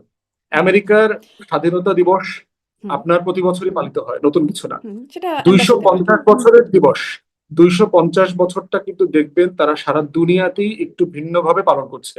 আমেরিকাতে শুধু না, আমেরিকার সারা দুনিয়াতেই করছে। দ্বিতীয়ত হচ্ছে দেখবেন যে ট্রাম্প আসার কারণে যেটা হয়েছে ক্ষমতায়, সারা দুনিয়ার আমেরিকার ইনফ্লুয়েন্স, আমেরিকার ব্যাপারে মানুষের যে ধারণা ডিমিনিশ করেছে। আমাকে এখানে একজন ডিপ্লোম্যাট বলেছে যে পরিকল্পিতভাবেই তারা আমেরিকার ভাবমূর্তি উদ্ধার করবার জন্য এই কাজগুলো করছে। কারণ ট্রাম্পের কারণে সারা দুনিয়াতে টোটাল ডিপ্লোম্যাটিক রিলেশনশিপ ব্রেকডাউন করেছে, আইপিএস শেলফড হয়ে গেছে। এইসব কারণে তারা বোধ করছে তারা একটু বড় আকারে এটা করে এই রিলেশনশিপটার জানান দিতে। এখন এইটাকে আমি মোটা দাগে কোনো সন্দেহ চোখে দেখি না। বিষয় হচ্ছে আপনি আমার ন্যাশনাল ইন্টারেস্ট মানে আপনি পার্বত্য কিভাবে চট্টগ্রাম প্রোটেক্ট বিষয়ক করেন। ককাসকে সন্দেহের চোখে বা প্রচুর সমালোচনা করলেন, কিন্তু আমেরিকান ককাসকে সন্দেহের চোখে বা সমালোচনা করবেন না? কারণ হচ্ছে ইস্যুটা হলো সভরেন্টির কোশ্চেন। হুম। চিটাগং হিল ট্রাক্সের কোশ্চেন হচ্ছে আমার সভরেন্টির কোশ্চেন। এই জায়গাটাতে গত 4 দশক ধরে গৃহযুদ্ধ চলছে। এখানকে এটা কেটে নিয়ে আলাদা রাষ্ট্র করা, দেশ বানানো, এগুলো চলছে। বিভিন্ন উপজাতিরা ভারত থেকে, বার্মা থেকে অস্ত্র নিয়ে, টাকা নিয়ে, প্রশিক্ষণ নিয়ে এখানে অস্থিরতা তৈরি করছে। অতএব সেটা তো একদম সরাসরি আমার টেরিটোরিয়াল ইন্টিগ্রিটির কোশ্চেন। হুম। এটাকে অবশ্যই প্রশ্ন করতে হবে। দ্বিতীয়ত মানে ফলে যারা সেটা করেছেন নিয়ে তারা একটা তো বিশেষ ইলেক্টেড ছিল কমিটি না। তো থাকতেই পারে। মানে সেটা নিয়ে কাজ করা, সেখানকার স্বার্থ বা আ বিনষ্ট হচ্ছে কিনা এটা দেখার জন্য একটা ককাস না, থাকতেই ককাস পারে। তো অন্য জিনিস। হ্যাঁ, কি ককাস তো জিনিস? অন্য জিনিস, স্ট্যান্ডিং কমিটি না। হ্যাঁ। ককাস তো হচ্ছে অন্য কারো জন্য হয়ে সে লবি করবে। ককাস জিনিসটা তো হচ্ছে হুম। অন্য কারো হয়ে সে জন্য সে কাজ করবে এবং তার সে পাবলিক ইন্টারেস্টটা সে এক্সপোজ করবে, বলবে। তো ওখানে কার এখন কার স্বার্থে কাজ করছিল? মানে পার্বত্য আদিবাসীদের জন্য আদিবাসীদের অধিকার রক্ষা করার প্রশ্ন, আদিবাসীদের জন্য আলাদা হোমল্যান্ড তৈরি করা, শান্তি চুক্তি বাস্তবায়ন করা, যারা বাঙালি সেটলার আছে তাদেরকে এখান থেকে উজ্জ করা, পুরো জমিটা তাদেরকে দিয়ে দেওয়া, এই যে ফ্রেম আছে, এই পুরো ফ্রেমটা তো আমার সংবিধান এবং সার্বভৌমত্বের সাথে পরিপন্থী। এখন আর প্রশ্ন হচ্ছে আমার সংসদ সদস্যরা তারা আমেরিকার স্বার্থে সংসদে বসে কাজ করবেন। মানে তাদের স্বার্থ রক্ষার্থে এটি প্রশ্ন মানে এটি ঝামেলাজনক না? সভরেইনটির কোয়েশ্চেন না? না, এই প্রশ্ন হচ্ছে যে এই যে ফ্রেমওয়ার্কটা থাকলে সমস্যা হতো না। ফ্রেমওয়ার্ক যে নাই এই জন্য এটা প্রশ্ন হচ্ছে যে তাদের কাজের এখতিয়ার কতটুকু, এটা কোনো আমাদের আইনে বলে দেয়া নাই, তারা কিন্তু ওই আসলে যে কি আপনি করতে বলছিলেন পারবে ককাস হচ্ছে করতে তাদের পারবে না। স্বার্থে কাজ করা মানে ককাস তো স্থায়ী কমিটি না। এটা লবি করবে করতেই পারে। আপনার লবি কি আমেরিকানরা ব্যাকডোর ডিপ্লোমেসি করছে না? করছে তো। কে করছে না? হ্যাঁ, কিন্তু আপনার এরকম আপনার প্রত্যেক প্রকাশ্যে দেশের আমাদের দেশের সংসদ সদস্যরা তাদের আমেরিকান লবি করবে। এজন্য আমার দেশের সংসদে ককাস তৈরি হলো। নজিরবিহীন না, ব্যাপার আমার নিঃসন্দেহে দেশে। এটা হচ্ছে যে আমাদের কাছে যেহেতু এটা প্র্যাকটিস না, হুম। এই জন্য আমাদের কাছে এটা গুরুত্বপূর্ণ মনে হচ্ছে। আমরা এটার সাথে অভ্যস্ত না স্যার। আবার ইমিডিয়েটলি আপনার বেইজিং থেকে সফর করে আসছেন। আমেরিকার তো একটা টেন্স সিচুয়েশন আছে যে ভারতের কারণে ইতিমধ্যে আমাদের রিজিয়নে আমাদের চায়নার সাথে ক্লোজনেস বাড়তেছে। এই জায়গাটাতে তো অবশ্যই আমেরিকার এখানে টেনশন আছে, সিরিয়াস তার স্বার্থের সংঘাত তৈরি হওয়ার ব্যাপার আছে। তো সেই জায়গাতে আমি বোধ করছি যে এটা এক্সক্লুসিভলি কোনো মেসেজ দিচ্ছে, ব্যাপারটা এরকম না।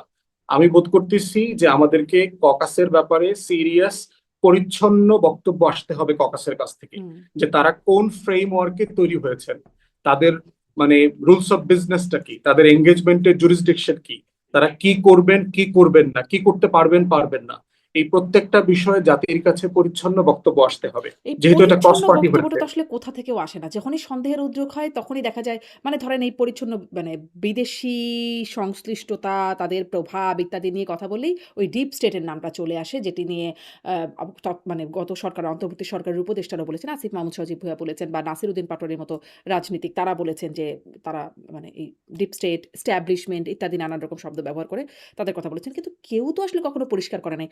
আপনার সাথেও মনে হয় একটা অনুষ্ঠানে আমার কথা হচ্ছিল। আপনিও তখন নাম বলেন নাই। কিন্তু সবাই দেখেন তাদের, কিন্তু কেউ পরিষ্কার করেন না। আবার এটা কি স্বার্থে হলো সেটাও পরিষ্কার করেন না। এই অপরিচ্ছন্ন জায়গাটা কেন? আপনি কি এখন বলবেন যে আসলে আপনার তো অনেক মহলে আলোচনা হয়। কি আছে আসলে এই ডিপ স্টেট এর পেছনে? এখানেও ডিপ স্টেট কিনা? না, আমার কাছে মনে হচ্ছে সিম্পলি আমেরিকা এখন যেটা চাচ্ছে সেটা হচ্ছে গত 1/11 সরকারের আগে থেকে আপনার বাংলাদেশকে তারা মোটামুটি দিল্লির কাছে ফ্রাঞ্চাইজ করে দিয়েছিল। দেখবেন একটা কথা প্রায় আসে যে দিল্লির চোখ দিয়ে আমরা সিদ্ধান্ত নেব, আমরা দেখব। দিল্লির সিকিউরিটি কনসার্নই আমার সিকিউরিটি কনসার্ন। দিল্লির সিকিউরিটি কনসার্নকে এনশিওর না করে আমি এখানে কোনো পলিসি ইনিশিয়েটিভ নেব না। অতএব সেই জায়গাতে এখন একটা বিষয় আমাদের কাছে পরিষ্কার, 24-এর গণ অভ্যুত্থানের পরে তার এই পলিসি পজিশন পরিবর্তন হয়েছে। কারণ দিল্লিকে দেওয়ার কারণে যেটা হয়েছে, বাংলাদেশে ভারত বিরোধিতা, বাংলাদেশে আমেরিকার ব্যাপারে নেতিবাচকতা আগের থেকে বেড়ে গেছে। বাংলাদেশকে যেখানে চায়না থেকে দূরে রাখবার দায়িত্ব ছিল দিল্লির, বাংলাদেশ চায়নার আরো কাছাকাছি চলে গেছে। অতএব সেই জায়গাতে আমেরিকা এখন ওয়াশিংটন মনে করছে যে এই দায়িত্বটা এখন আমাকে সরাসরি পালন করতে হবে, যে বাংলাদেশে যে আমরা একটা লুজিং গ্রাউন্ডে আছি, এরকম একটা গুরুত্বপূর্ণ স্ট্র্যাটেজিক লোকেশনে, যেখানে আপনার এই চায়নাকে অ্যাক্সেস দেওয়ার প্রশ্ন আছে, আরাকান থেকে শুরু করে আমাদের বঙ্গোপসাগরে আইপিএস এর ইস্যুজ আছে, বার্মা একটা আছে, এরকম একটা জায়গায় তারা বোধ করছে তারা সরাসরি এখন এঙ্গেজ হইতে চায় তাদের নিজ দায়িত্বে।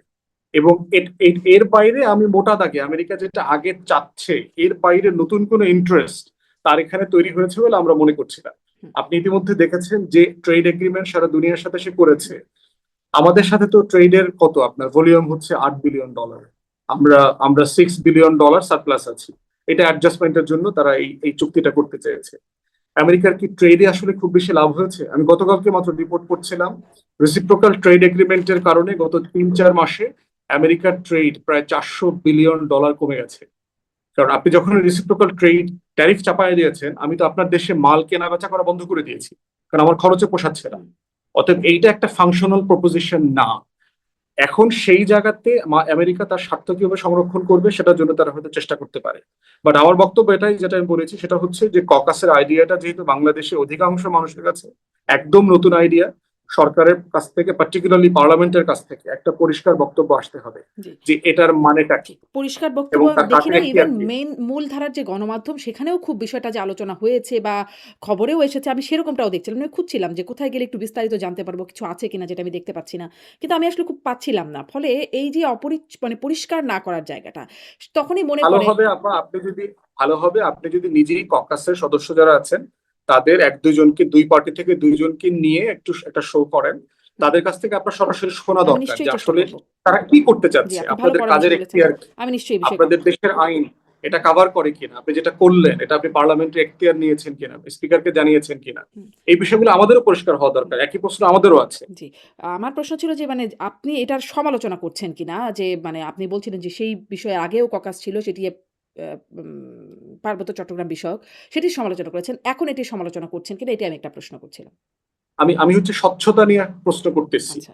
যে মানে স্পষ্ট। ইটসেলফ ককাস জি, হওয়াটা কোনো সমস্যা না, একদম স্পষ্ট। আপনি ককাসের বলেছেন এটা। কাঠামো, তাহলে আইনি এই যে জায়গাটা। আমি এই যেই প্রশ্নটা করছিলাম, ভেগ রাখা, গ্রে রাখা, অস্পষ্ট রাখা। ওই যে ডিপ স্টেট যখনই আসলে কিছু গ্রে থাকে, অস্পষ্ট থাকে, তখনই মনে হয় যে এর মধ্যে কিছু আছে কিনা? যেহেতু সবাই এই প্রসঙ্গ বলেন কিন্তু কেউই কিছু বলেন না। ধরেন আমি দেখছিলাম যে এলডিপি সভাপতি কর্নেল ওলি তিনি বলছেন, যিনি এখন জামাত জোটভুক্ত নেতা, তিনি বলছেন যে প্রধানমন্ত্রীর চারদিকে শত্রু দ্বারা পরিবেষ্টিত। আপনি ঢাকার বাইরে রাত্রি যাপন করবেন না।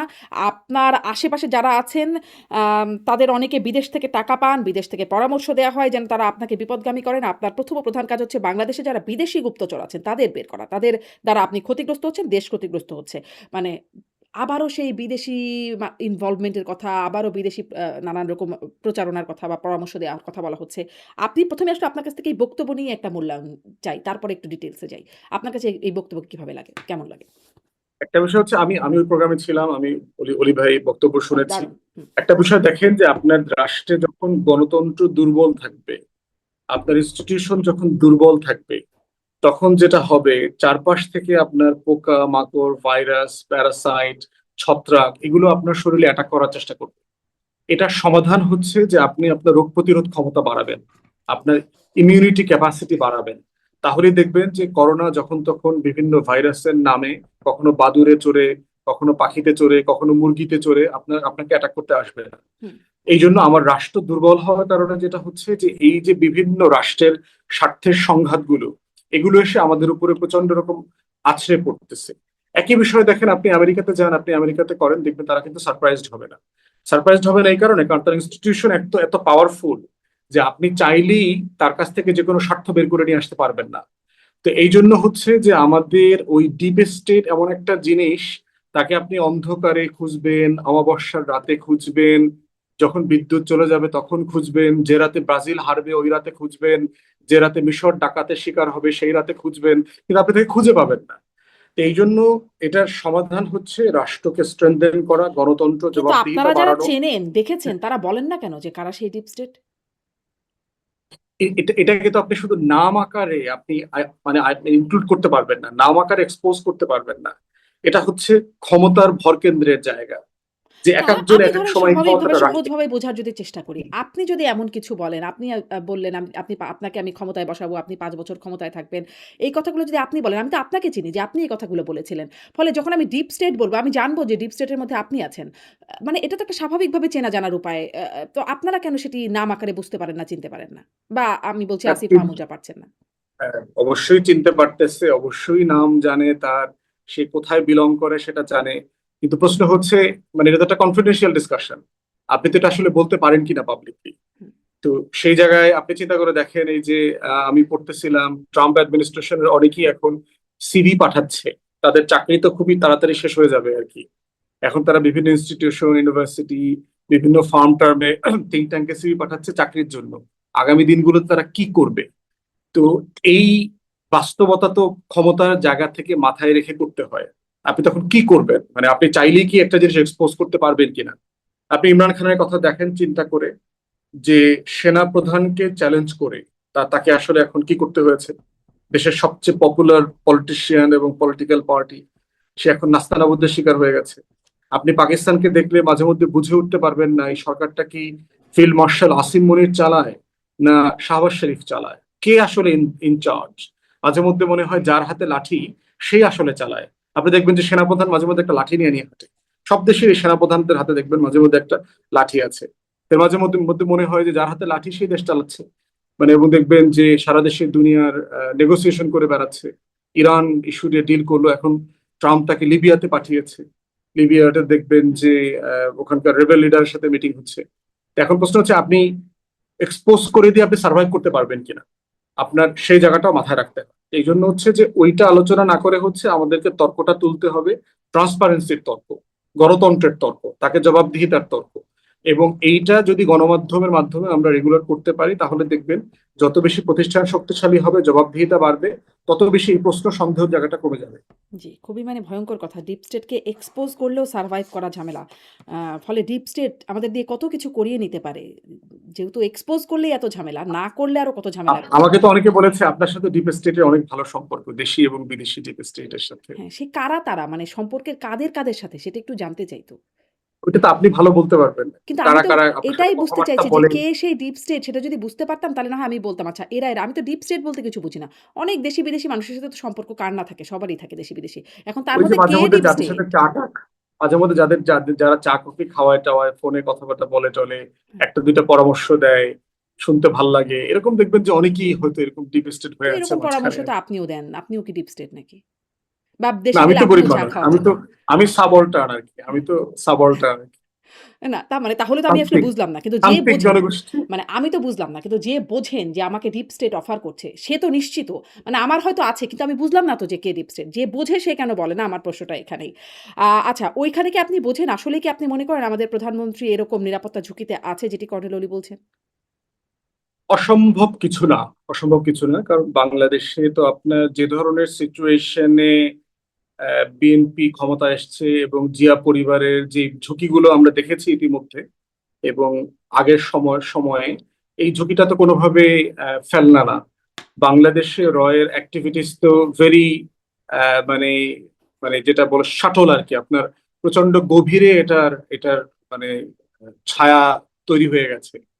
এবং গত সরকারের আমলে, আগের আমলগুলোতে আমরা দেখেছি দেশের দুইজন জনপ্রিয় প্রেসিডেন্ট তো এখানে অ্যাসিনেশনের শিকার হয়েছেন। আপনার শেখ হাসিনা মারার চেষ্টা যেমন হয়েছে, আবার খালেদা জিয়াকে বন্দি করে তাকে আপনার ধীরে ধীরে গ্র্যাজুয়ালি মৃত্যুর দিকে ঠেলে দেওয়া হয়েছে। এই কাজগুলো তো হয়েছে এখানে। অতএব কোনোভাবেই এটাকে ছোট করে হালকা করে দেখবার সুযোগ নাই। দ্বিতীয়ত হচ্ছে যে ভারত প্রচন্ড আইসোলেটেড হয়ে গেছে সারা দুনিয়াতে।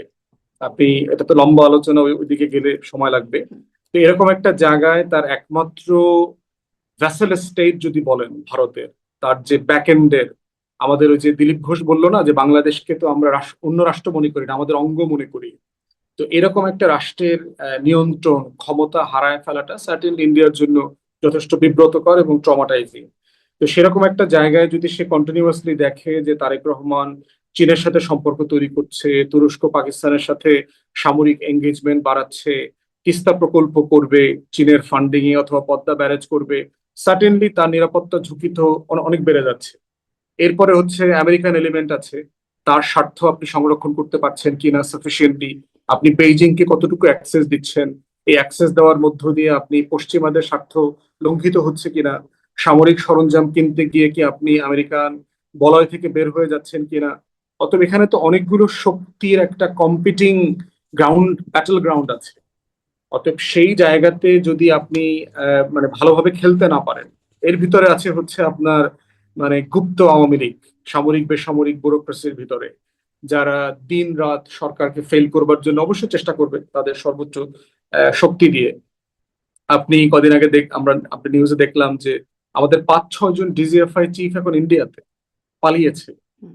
3 জন আপনার এখন কলকাতার যে মিলিটারি আবাসন আছে, ডিওএইচএস টাইপের বাসা যেগুলো, যেখানে সেনা কর্মকর্তারা থাকেন, সেখানে ইন্ডিয়ান প্রোটেকশনে বসবাস করছেন, তাদের সাথে হাসিনা রেগুলার যোগাযোগ হচ্ছে।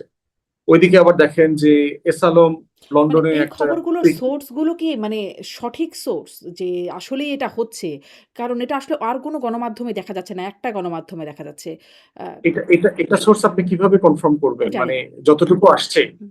যতটুকু আসছে এর বাইরে আপনি আর কিভাবে কনফার্ম করবেন? কাদের সাথে কথা মানে হয়েছে? মানে যদি সেই মেজর জেনারেলদের সাথে কথা হয়েছে যারাদের বিষয়ে বলা হচ্ছে, বা যারা আসলে তাদেরকে আশ্রয় দিচ্ছেন, সেনানিবাসের কথা বলছেন, তাদের সাথে কারো সাথে কথা হচ্ছে যে তারা আসছে কিনা? সেটা তো আপনার ওই রিপোর্টারকে, সেটা তো আপনাকে ওই রিপোর্টারকে ইন্টারভিউ করতে হবে। আমি তো আপনাকে শুধু রিপোর্ট পর্যন্ত রেফার করতে পারবো। এবং যেহেতু বাংলাদেশের সেনা কর্মকর্তাদের যারা পালিয়েছে একটা বড় অংশ ভারতে হুম, পালিয়েছে এবং হাসিনা ভারতে পালিয়েছে, সন্দেহ করবার তো যথেষ্ট অবকাশ আছে। তাদেরকে প্রোটেকশন দেওয়া, ভিসা ফ্রি করে তাদেরকে থাকা খাওয়ার বন্দোবস্ত করা। কলকাতায় দেখতে পাচ্ছেন আওয়ামী লীগের হাজার হাজার নেতাকর্মীরা হুম। বিভিন্ন জায়গায় ফ্ল্যাট কিনে, প্লট কিনে ভাড়া করে থাকতেছে, আড্ডাবাজি করতেছে, মিটিং করছে, অফিস নিয়েছে। তো এটা একটা একটা কম্বিনেশন তো আপনি ধারণা করতেই পারেন যে এরকম একটা কিছু হচ্ছে। তো সেরকম একটা রিয়েলিটিতে তারেক রহমানের সার্টেনলি তো ঝুঁকি আছে, কোনো সন্দেহ নাই তার ঝুঁকি আছে। এখন প্রশ্ন হচ্ছে, প্লাস হচ্ছে অলি আহমদ তো জিয়াউর রহমানের সাথে যুদ্ধ করেছেন, রাজনীতি করেছেন। তিনি জিয়া পরিবারকে যেমন চেনেন, বিএনপির নেতা কর্মীদের চরিত্র সম্পর্কে তার ভালো ধারণা আছে। এবং তাদেরকে কত টাকা পয়সায় কেনা বেচা করা যায়, কে কাকে কত টাকা দিচ্ছে, সেটা ওই মিটিং উনি বলছেন। হুম। যে বিএনপির কোন নেতা কার কাছ থেকে কত টাকা নিছে নির্বাচনের আগে, কোন দেশ থেকে, ওটা আমি বলতে পারবো। যারা জানতে চায় তারা আমার সাথে মিটিং করলে আমি বলে দিব। তো এখন এটা দেখবেন একই কথা কিন্তু আলতাফ হোসেন চৌধুরী বলেছে সবাই বলে দেবে আমাদের বলে, কিন্তু কেউ বলে না কিন্তু। দেখেন, ধরেন বিএনপির সেই যে এখন জায়গা মতো। প্রধানমন্ত্রীর তিনি এখন কি? মুখ্য সচিব। তিনিও নির্বাচনের আগে অন্তর্বর্তী সরকারের সময় বলেছেন ৮ জন উপদেষ্টার বিরুদ্ধে সুনির্দিষ্ট দুর্নীতির অভিযোগ আছে তার কাছে। মানে প্রমাণ আছে। কিন্তু সে তখনও বলেন নাই, এখনো বলেন নাই। কখনোই বলেন না। কেউ কথা রাখেনি, কেউ কথা ৩২ বলে না। বছর কেটে গেল। একদম তাই। হুম। খালি অভিযোগই করে। কেউ আপনি বলে না। আপনি আপনি অলি আহমদ ভাইকে আপনি প্রয়োজনে আপনি আপনি গেস্ট করেন, আপনি ইনভাইট করেন, তার কথাগুলোর সম্পর্কে তাকে জানতে চান যে আপনি দেশের স্বার্থে, জাতির স্বার্থে আরো খোলাসা করে বলেন। তারেক রহমানের দেশের একটা প্রাইম মিনিস্টার, আমার পছন্দ হোক বা না হোক, হুম, সে কোনোভাবে অ্যাসাসিনেটেড হবে, এটা আমাদের কাছে কারো কাছে কাম্য হুম, না, হুম, নিশ্চয়ই। কোনোভাবেই কাম্য না। হুম, এবং এটা হাসিনা থাকার সময় আমাদের একই বক্তব্য ছিল যে তাকে কোনোভাবে অ্যাসাসিনেট করা হবে, এটার সাথে আমরা একমত না। তাকে বিচার করতে হবে সে যদি কোনো অন্যায় করে থাকে। অতএব সে জায়গায় অলি আহমদকে আপনি জিজ্ঞেস করেন যে আপনি দেশের সাথে কথা বলেন, আপনার তো আর হারানোর কিছু নাই, আপনার বয়স হয়ে গেছে, আপনি জীবনে এই দেশ থেকে অনেক কিছু পেয়েছেন, হুম। যুদ্ধ, খেতাব, এমপি, মন্ত্রিত্ব, আপনার তো আর কিছু নাই হারানোর। অতএব দেশের জন্য আপনি সত্য কথা বলে যান। জি, ভালো আলতাফ পরামর্শ। হোসেন আবারও একটা চৌধুরী নিশ্চয়ই দেখবেন, আমি চেষ্টা করব এবং তাকেও পেতে। সাবেক স্বরাষ্ট্রমন্ত্রী, হ্যাঁ। উনি একই কথা বলেছেন।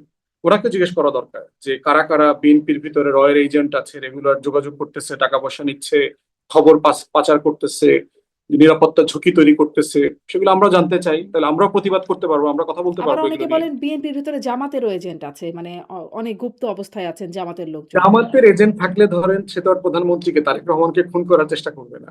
সে সর্বোচ্চ হয়তো একটা দুইটা পদে টদে থাকার চেষ্টা করতে পারবে। জামাত এজেন্ট থেকে কি করতে পারবে? হয়তো সে একটা আমলা হইতে চেষ্টা করবে, একটু ডিসিএসপি হইতে চেষ্টা করবে, না, সে একটা তো ভালো প্রমোশন ব্যক্তিগত টমোশন পাওয়ার ব্যক্তিগত চেষ্টা করবে। অ্যাচিভমেন্ট না নিয়েও সে তো অন্যভাবেও কোনো অ্যাচিভমেন্ট চাইতে পারে। ক্ষমতা আর চাইতে কি পারে। অ্যাচিভমেন্ট করবে? আর কি ক্ষমতা চাইবে? মানে ধরেন, আমি জাস্ট বলছি হাইপোথেটিক্যালি সে জামাতের ক্ষমতা না, চাইতে পারে যে প্র্যাকটিক্যালি জামাত। নাই, মানে ক্যাপাসিটি, হুম, ক্যাপাসিটির জায়গা থাকতে হবে তো। যেমন ধরেন আমি যেখানে থাকি, আমি আপনার সর্বোচ্চ কি ক্ষতি করতে পারবো? আমি ফেসবুকে আপনার সম্পর্কে একটা বাজে স্ট্যাটাস দিতে পারবো, হুম, এর বাইরে আসলে আমি আপনার কোনো ক্ষতি করার সামর্থ্য রাখি? এই জন্য হচ্ছে মানে তার তার অবস্থান মোতাবেক বুঝতে হবে তার আসলে ক্ষতি করার সক্ষমতা কতটুকু। তারেক রহমানের ক্ষতি করতে পারবে যারা, যে মানুষগুলো প্রতিদিন সকাল থেকে সন্ধ্যা পর্যন্ত তার চারপাশে থাকে, হুম, সেই মানুষগুলো তার ক্ষতি বেশি করতে পারবে। এবং ওই অলি ভাই এর আগেও জিয়াউর রহমানকে একই কথা বলেছেন যে আমি ওনাকে সতর্ক করেছিলাম, এটা করবেন না, ওইটা করবেন না, চিটাগং এ যায়েন না, ওখানে ঘুমাবেন না, কিন্তু উনি আমাদের কথা শোনেন নাই। কিন্তু এই কথাগুলো উনি বলেছেন একই রকম হয়তো একটা পিতৃস্বরূপ হুম। পরামর্শ দিয়েছেন, বাবার সাথে রাজনীতি করেছেন, মায়ের সাথে রাজনীতি করেছেন। জি, সেই একই সেমিনারে আপনিও ছিলেন, সেখানে জামায়াতের আমির তিনি বলছেন, মাননীয় বিরোধী দলীয় নেতা, যে সে নির্বাচনের ষড়যন্ত্র। যেটি একটা পুরনো কথা। ইঞ্জিনিয়ারিং বলে এতদিন শুনেছি। এখন তিনি বলছেন নির্বাচনের ষড়যন্ত্র করে জামাত সহ ১১ দলকে হারানো হয়েছে এবং এই ষড়যন্ত্রের শরিক অন্তর্বর্তী সরকার। মানে ব্যাপারটা কি? ষড়যন্ত্র করে জামাতকে হারানো হয়েছে, মানে ষড়যন্ত্র না করলে জামাত জিতে যেত? বা ১১ দলীয় জোট? দেখেন, আমার মনে হয় নির্বাচনে তো একটা ডিসস্যাটিসফ্যাকশন আছে কিছু কিছু জায়গায়। আমরা বিভিন্ন আসনে তো দেখেছি যে একটা ইররেগুলারিটিস আছে। যেহেতু আমি নির্বাচন করেছি, ইররেগুলারিটিস মাত্রাও আমি দেখেছি নিজে সচক্ষে। এখন প্রশ্ন হচ্ছে যে এই যে অনিয়মগুলো হয়েছে, এটাকে একটা সাফিসিয়েন্টলি এই কনক্লুশনে আসা যাবে কিনা যে এই অনিয়মগুলো না হলে এই জোট জিতে যেত, ক্ষমতায় চলে যেত। মানে এই কনক্লুশন তো আপনি অঙ্কের মতো করে মেলাতে পারবেন না, এবং এটা এমন জিনিস যেটা আপনি সাফিসিয়েন্টলি প্রমাণও করতে পারবেন না। এবং এমন অনেক জিনিস আছে, যেমন ওই যে ডিপ স্টেটের কথা বললেন না, আপনি হয়তো আপনি হয়তো সোফাতে বসে আলোচনা করতে পারবেন যে আসলে কোথায় কি হয়েছে, কিন্তু এটা আপনি কখনো প্রমাণ করতে পারবেন না। তো এই জন্য হচ্ছে যে নির্বাচনের 4-5 মাস পরে এই কথাগুলো তুললে যেটা হবে, এইটা আপনি আগে বলেন নাই কেন? যেমন আজকে মান্না ভাই, আমাদের পার্টির যে প্রোগ্রাম ছিল আজকে, আপনি হয়তো দেখেছেন, সেখানে মাহমুদুর রহমান মান্না ভাই প্রশ্নটা তুলেছে। হুম। 5 মাস পরে কেন আপনি এটা রেজ না, করছেন? সে ৫ মাস আগে আপনি থেকেই এটা বলছেন তো নির্বাচন ইঞ্জিনিয়ারিং, আপনি ইঞ্জিনিয়ারিং হ্যাঁ, কথাটা তাহলে খুবই আপনি পুরনো হয়ে গেছে। অ্যাকশনে গেলেন না কেন?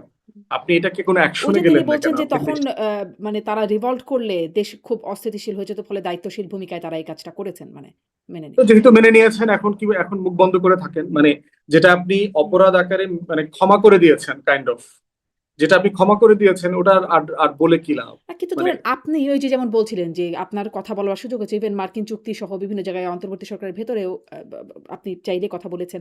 তো এখানেও আপনারা কেন কথা বলেন না যে কেন তারা এটা করল? শুধুমাত্র অভিযোগ বা দায় দেওয়া, তাদেরকে কিচেন ক্যাবিনেট কারা সেটাও নিশ্চয়ই আপনারা জানেন, কারা আসলে নানান রকম সিদ্ধান্ত নিত। ফলে তাদের সাথে কথা বলা যে তারা কেন এটি করল বা হতে দিল, এরকম যদি ষড়যন্ত্র ইঞ্জিনিয়ারিং থেকেই থাকে তো?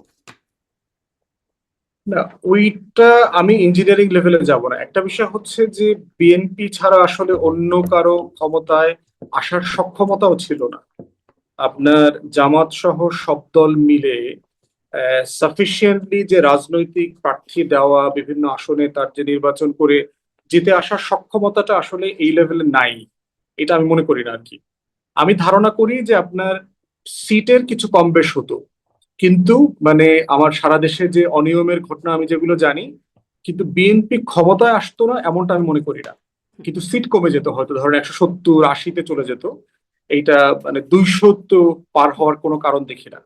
তো এই জন্য আমার মনে হয় যে কোথায় কোথায় অনিয়ম হয়েছে সেই বিষয়গুলো রেইজ করে ইনস্টিটিউশনাল রিফর্মের আলাপটা তোলা দরকার।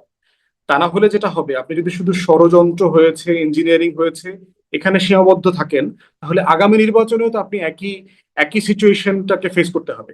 এখন আমি বিরোধী দলের কর্মী হিসাবে আমি যেটা দেখি, কোথায় কোথায় ইঞ্জিনিয়ারিং হয়েছে আমাদের আইডেন্টিফাই করা দরকার, এবং সেগুলোর মানে ভয়েড গুলো ফিল করার জন্য কি করা দরকার, আইন করা দরকার, ইনস্টিটিউশন রিফর্ম করা দরকার, কোন কোন কাজগুলো করা দরকার, সেগুলো নিয়ে আমাদের এখন কথা বলা দরকার, অ্যাকশন প্ল্যানে যাওয়া দরকার, নির্বাচন কমিশনকে প্রেশার ক্রিয়েট করা দরকার, সরকারকে প্রেশার ক্রিয়েট করা দরকার, যেন আগামী কোনো নির্বাচনগুলোতে এগুলো না হয়, স্থানীয় সরকার নির্বাচনে যেন এগুলো না হয়। হুম। তাহলে হচ্ছে তখন আপনি বুঝতে পারবেন যে আসলে আমাদের জনসমর্থনের বাস্তবতাটা কি। মানে এই স্থানীয় সরকার নির্বাচন বলার সাথে, সাথে মনে হলো যে স্থানীয় সরকার নির্বাচনে আওয়ামী লীগের যারা মানে অংশগ্রহণ করবারও সুযোগ থাকবে। দেখো যেহেতু এখানে দলীয় প্রতীক হচ্ছে না, ফলে আ নৌকার কোনো প্রতীক তো আর থাকবে না। ফলে আওয়ামী লীগের যারা আছে তারাও অংশগ্রহণ করতে পারবেন। এটা ডাক্তার জাহিদ বলেছিলেন।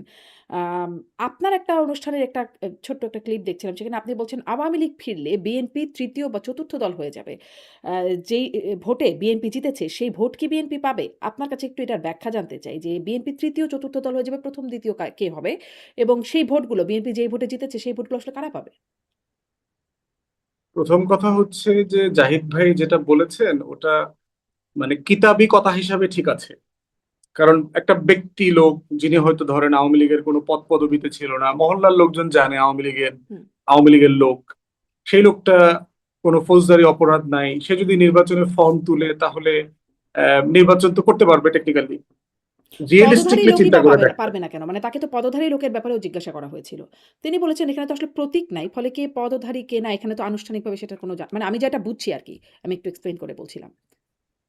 পদধারী এই সেন্সে যেহেতু আপনার আওয়ামী লীগের কার্যক্রম নিষিদ্ধ এখন এই মুহূর্তে, অতএব যিনি আওয়ামী লীগের পদধারী মানুষ তিনি রাজনীতিতে যাই করবেন বাই ডিফল্ট এটা ধরে নেওয়া হবে তিনি আসলে আওয়ামী লীগ করছেন। অতএব সেই জায়গাতে আমি বোধ এটা তো করি না আইনি যে কোনো এইটা ফ্রেমওয়ার্ক নাই। ধরেন আ সে স্বতন্ত্র তখন। সেখানে তো তার কোনো প্রতীক নাই। মানে স্বতন্ত্র না, যেহেতু ওই পদ তিনি ছেড়ে দেন নাই, হুম। তিনি আওয়ামী লীগের ওই পদটা তো ছেড়ে দেন নাই, তিনি তো ওই পদটা হোল্ড করছেন। অতএব সেই জায়গাতে তিনি যেহেতু পদধারী আওয়ামী লীগের নেতা কর্মী, সে রাজনীতি করছেন মানে হচ্ছে আওয়ামী লীগের রাজনীতি করছেন, এটা এটা বাই ডিফল্ট ধরে নেওয়ার সুযোগ আছে। তাইলে আর প্রতীক তুলে কিতাবি দিয়ে কথা লাভ কেন? কি হলো? মানে প্রতীকের নির্বাচন হুম? তুলে দিয়ে লাভ কি হলো? সবাই তো আমরা জানি কে কি। এটা এটা এই প্রশ্ন আমারও আছে, এই প্রশ্ন আমারও আছে যে আপনি মানে এই এটা করে আসলে কি লাভ হয়। এতে কখনো কখনো দেখবেন যে সরকারি দল সিদ্ধান্ত নেয় যে ওইবার নির্বাচনটা কোন ফর্মে করলে তার লাভ বেশি। আওয়ামী লীগও দেখেন এর আগে করেছে। কখনো কখনো দেখবেন যে দলীয় প্রতীকে করে তার লাভ বেশি হয় বলে দলীয় প্রতীকে করে। আবার কখনো কখনো দেখবেন দলীয় প্রতীক ছাড়া করতে দেয়। অতএব এটা একটা তর্ক করা, লম্বা তর্ক, মানে আপনি দলীয় অন্যদিন প্রতীক আলাপ করে করতে তারা হবে। বুঝেছে তাতে এটাতে সমস্যা হয়। ফলে পরের বারে দলীয় প্রতীক তুলে দিয়েছে। তুলে দেয়, তুলে। এখন প্রশ্ন হচ্ছে যে এটা বিভিন্ন সময় বিভিন্ন সরকার এই একই কাজটা করেছে আর কি। মোটা দাগে খুব বেশি লাভ লোকসান নাই এখানে আপনার, কারণ সবাই জানে কে কোন দলের লোক। কিতাবি কথা কেন বলছি, যে ধরেন যেই লোকটা আওয়ামী লীগের লোক বলে পরিচিত, তিনি আসলে নির্বাচন করতে পারবেন কিনা, রিয়েলিস্টিক, তাকে লোকাল বিএনপির লোকজন নির্বাচন করতে দেবে কিনা। আপনি দেখেন, আপনার সাথে কথা বলেছি, বিভিন্ন জেলায় বার ইলেকশন হয়েছে, আপনি খেয়াল করেছেন কিনা, বিএনপির লোকজন কোনো আওয়ামী লীগের আইনজীবীকে কিন্তু নমিনেশন ফর্মও তুলতে দেয় নাই। হুম। অতএব রিয়েলিস্টিকলি যেটা হবে সেটা হচ্ছে, বিএনপিরই তো এক একটা পদের এগেনস্টে 4জন 5জন 6জন 10জন চেয়ারম্যান হইতে চায়। গত 20-30 বছর ধরে তাদের এই খাওয়া দাওয়া বাকি আছে, তারা রোজা রাখতেছে, রাজনৈতিক রোজা, এত বছর থেকে ইফতার করতে পারতেছে না। অতএব তারা সবাই যেটা চাইবে, আওয়ামী লীগের ভোট ব্যাংকটাকে চাইবে, আওয়ামী লীগের প্রার্থী চাইবে না।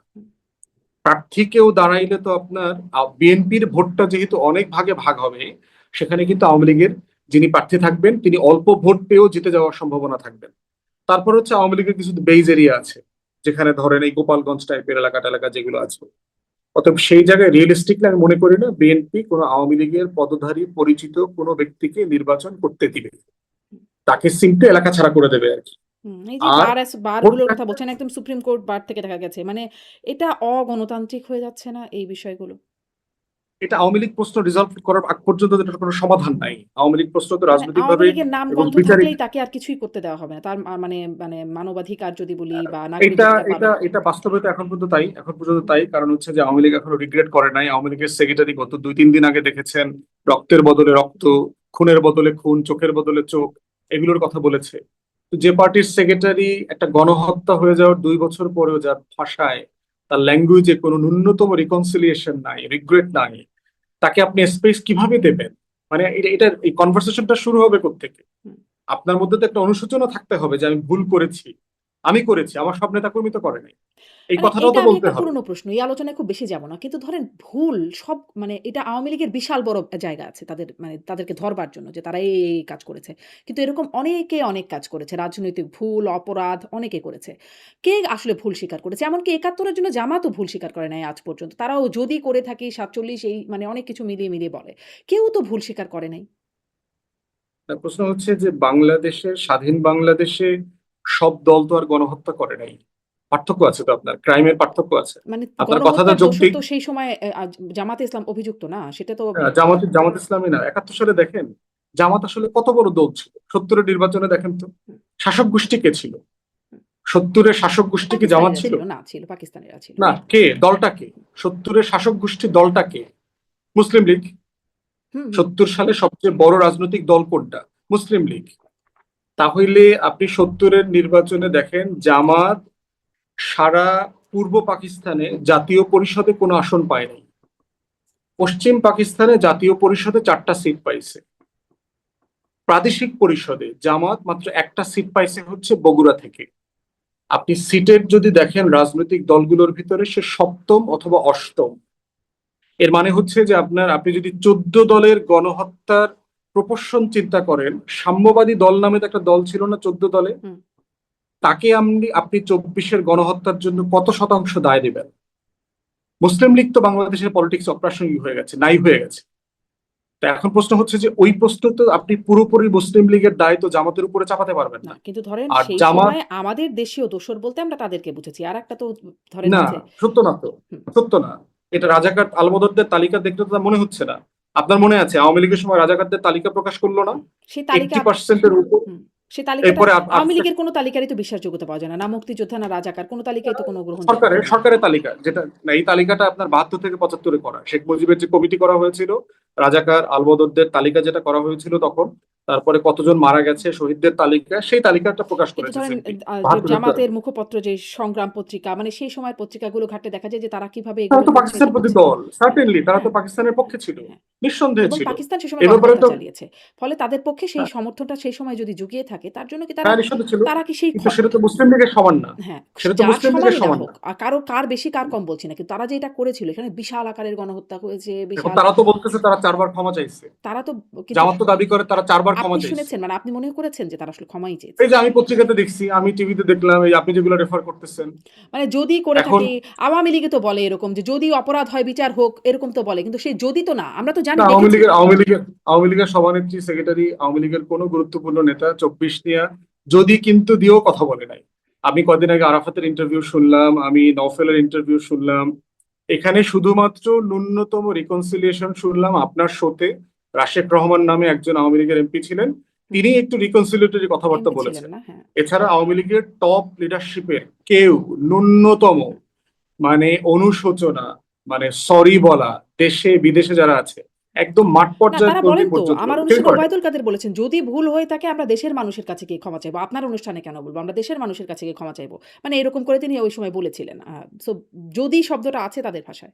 এখন এখন পরশু দিনের বক্তব্যের পরে আপনার এই বক্তব্য তো এক্সপান্স হয়ে গেছে, আপনার এই বক্তব্য তো আর থাকে না যখন তিনি বলেন যে লাশের বদলে লাশ।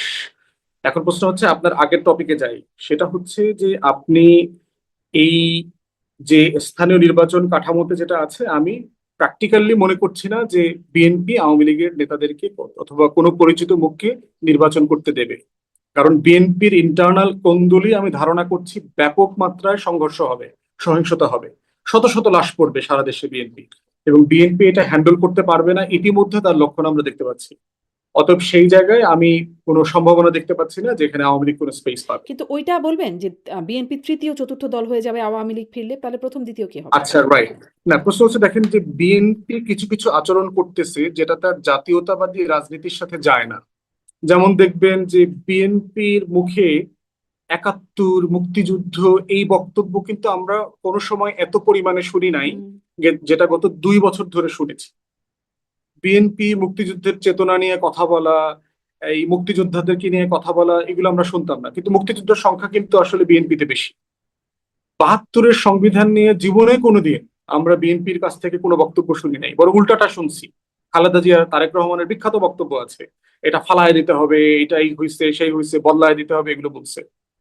রবীন্দ্রনাথ ঠাকুরের উদযাপন দেখেন এইবার বিএনপি যে পরিমাণ আয়োজন করেছে। কারণ বাংলাদেশে ধরে নেওয়া হয় রবীন্দ্রনাথ ঠাকুরকে যেভাবে এক্সাম্পলিফাই করা হয়, এটা বামরা করে, আওয়ামী লীগ করে, বিএনপি করে না এটা। কিন্তু এইবার দেখবেন বিএনপি দল আকারে এবং সরকার আকারে ব্যাপকভাবে রবীন্দ্রনাথ ঠাকুরকে সেলিব্রেট করেছে। এগুলো হচ্ছে সিম্বলিক।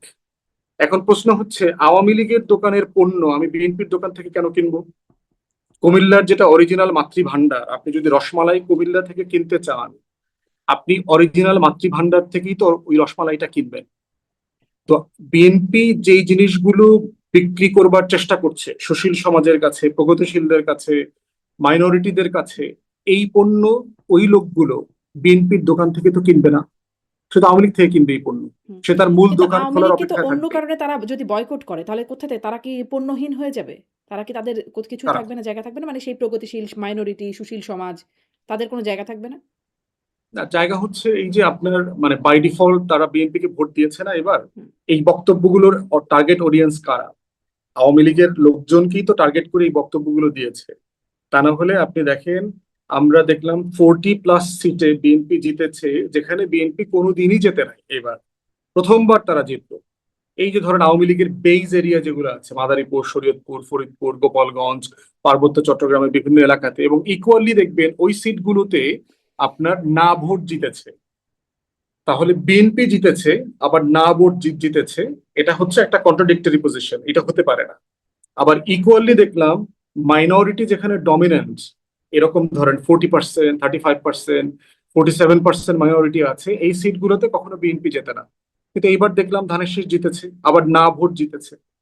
অতএব সেই জায়গাতে যদি অরিজিনাল দোকানটা, অরিজিনাল মাতৃভান্ডারের দোকান খুলে যায়, তাহলে এই মানুষগুলো তো আর বিএনপির ধানের শীষে ভোট দেবে না। তখন কি হবে?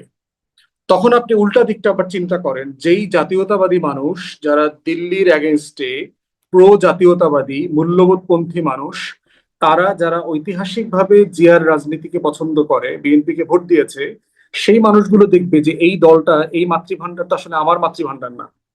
তাহলে বিএনপির অবস্থা হবে যে শহীদ জিয়ার রাজনীতি যারা করেন তারা দেখবে যে এই বিএনপি আমার মাতৃভান্ডার না। আবার আওয়ামী লীগের ভক্তরা দেখবে আরে আমার অরিজিনাল মাতৃভান্ডারের দোকান তো খুলে গেছে। তখন বর্তমান বিএনপির অবস্থাটা কি হবে? হুম। আমার প্রশ্নটা সে এটা তো তাহলে আসলে তারা তৃতীয় চতুর্থ যায়, প্রথম আর দ্বিতীয় কে হবে? নতুন রাজনৈতিক দল এখানে তৈরি হবে, কোথায় যারা সেটা? ওই মূল্যবোধের রাজনীতির ধর। আপনি কি এনসিপির কথা 2 বছর 3 বছর আগে ভেবেছেন? এনসিপি নামে একটা রাজনৈতিক দল হবে যারা গণ অভ্যুত্থানের নেতৃত্ব দিয়েছে, দেশ ওলট পালট করে দিয়েছে? আপনি কি 16-17 সালে ভেবেছেন নুরু, কোটা অধিকার আন্দোলন, গণ অধিকার পরিষদ নামে এইসব দল হবে? ভাবেন নাই তো। যেটা হবে রাজনৈতিক ভয়েডের মধ্য দিয়ে, যেটা তাহলে হবে আপনার মনে হয় রাজনৈতিক যে প্রথম শূন্যতা দ্বিতীয় পূরণ করবে। এনসিপি বা নুরুর দল এরকম কোনো দল হবে? এটা ওই ওই ওই যে ফাঁকা জায়গাটা, ওই যে বাংলাদেশপন্থী জাতীয়তাবাদী রাজনীতির যে ফাঁকা জায়গাটা, সেই জায়গাটাতে যিনি মাল মশলা দিতে পারবেন, যিনি রাজনৈতিক প্রস্তাবনা জাতিকে দিতে পারবেন, তারা তখন ওই জায়গার সাপোর্ট বেসটা তারা পাবেন। এটা খুব সিম্পল জিনিস। এর বাইরে তার কোনো অপশন নাই তো আপনার। হুম। আর আওয়ামী লীগ ফিরলে এসব ঘটনা হবে। আওয়ামী লীগ ফিরলে আওয়ামী লীগের কি হবে? আওয়ামী লীগের যে ভোট বেস এর কথা বলছেন আপনি। আ আওয়ামী লীগ ফিরবে টিরবে না পাই, আর লম্বা আলোচনা, মানে আচ্ছা, ওই আলোচনাতে আর ফিরবে যায় টিরবে লাভ না, নাই। এখানে তাহলে আওয়ামী লীগ একটুখানি ফিরছে না। জিজ্ঞাসাই করি তাহলে, যেহেতু মানে শেখ হাসিনা তো ঘোষণা দিচ্ছেন এই বছরের মধ্যেই নাকি তিনি ফিরবেন। আ কিন্তু আবার আরেকটা বক্তব্যে দেখলাম বলছেন যে তার পাসপোর্ট দিচ্ছে না, তাকে তিনি ফিরবেন কি করে? তাকে যেভাবে সামরিক বিমানে করে পাঠানো হয়েছে তাকে সেভাবেই ফিরিয়ে নেয়া হোক। এরকম করে বলছেন যে তিনি এখন ফিরতে চান। মানে সেক্ষেত্রে আপনার কি মনে হয়? আপনি আইনজীবীও বটে। প্রক্রিয়াটা কি তাকে ফেরানোর? যদি ফেরাতে চাওয়াই হয় তাহলে প্রক্রিয়াটা কি? প্রক্রিয়া তো দুইটা। একটা হচ্ছে ভারতের সাথে আমাদের এক্সট্রাডিশন ট্রিটি আছে। এক্সট্রাডিশন ট্রিটের অধীনে আপনি চাইবেন আসামি ইন্টারপোলের মাধ্যমে দূরের এলার্ট জারি আর সে করা যদি আছে। নিজেই আসতে চায়? আমরা হ্যাঁ, ওইটা হলো সেকেন্ড অপশন, আচ্ছা। যে আপনি ভলান্টারিলি রিটার্ন করবেন। হুম, দুইটা অপশন আছে, এই দুইটা অপশনের যে কোনো একটা দিয়ে করবেন। প্রশ্ন হচ্ছে হাসিনাও ফিরবে না, ভারতও হাসিনাকে ফিরতে দিবে না, কোনোটাই হচ্ছে না, হুম। প্র্যাকটিক্যালি হবে না এটা। এখন যখন অতএব কিন্তু সরকারের পক্ষ থেকে ধরেন তিনি যে বলছেন যে আমি ফিরতে চাই, এ বছরই ফিরবো। কিন্তু তিনি বলছেন যে তার পাসপোর্ট দিচ্ছে না। সরকার কি এখন তাকে পাসপোর্ট দিয়ে তাকে ফেরার রাস্তা তৈরি করে দিতে পারে? সে কি পাসপোর্ট না থাকলে সে তো ট্রাভেল ডকুমেন্টের জন্য আবেদন করতে পারে হাইকমিশনে। দিল্লির বাংলাদেশ হাইকমিশনে আবেদন করুক না যে আমি ফিরতে চাই, পাবলিক স্টেটমেন্ট দেখ আমি ফিরতে চাই, আমি এই যে আবেদন করলাম ট্রাভেল ডকুমেন্টের জন্য। তারপর যদি বাংলাদেশ সরকার তাকে ট্রাভেল ডকুমেন্ট না দেয়, তাকে এন্টারটেইন করতে না চায়, কারণ সে বাংলাদেশী নাগরিক, শুধু বাংলাদেশে ফেরার তার শতভাগ রাইট আছে। এই অধিকার থেকে তো আপনি তাকে বঞ্চিত করতে পারবেন না, বিচার তো অন্য আলোচনা। হুম। মানে তাকে এখন প্রক্রিয়াটা হচ্ছে তাকে এখন ট্রাভেল ডকুমেন্টের জন্য আবেদন করতে হবে এবং তারপর ফেরার প্রক্রিয়া শুরু। আর যদি ভ্যালিড বাংলাদেশি পাসপোর্ট থাকে, তিনি টিকিট করে চলে আসুক, প্রেস কনফারেন্স করলেই হবে যে আমার বাংলাদেশি পাসপোর্ট, আমি টিকিট করছি, পরশুদিন সকালে আমি ল্যান্ড করবো, আসুক। হুম।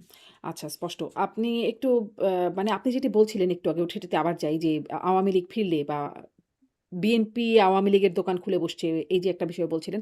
আ মানে আওয়ামী লীগ বিএনপিকে আসলে কি তারা মিলে যাচ্ছে? নাকি তাদের মিলিয়ে ফেলারও কোনো ন্যারেটিভ এর জায়গাও তৈরি হচ্ছে? মানে আমি এই কথাটা আরো শুনছিলাম, ধরেন আপনাদের জোট নেতা একজন আছেন রাশেদ প্রধান, তিনি বলছিলেন নৌকার শীষ।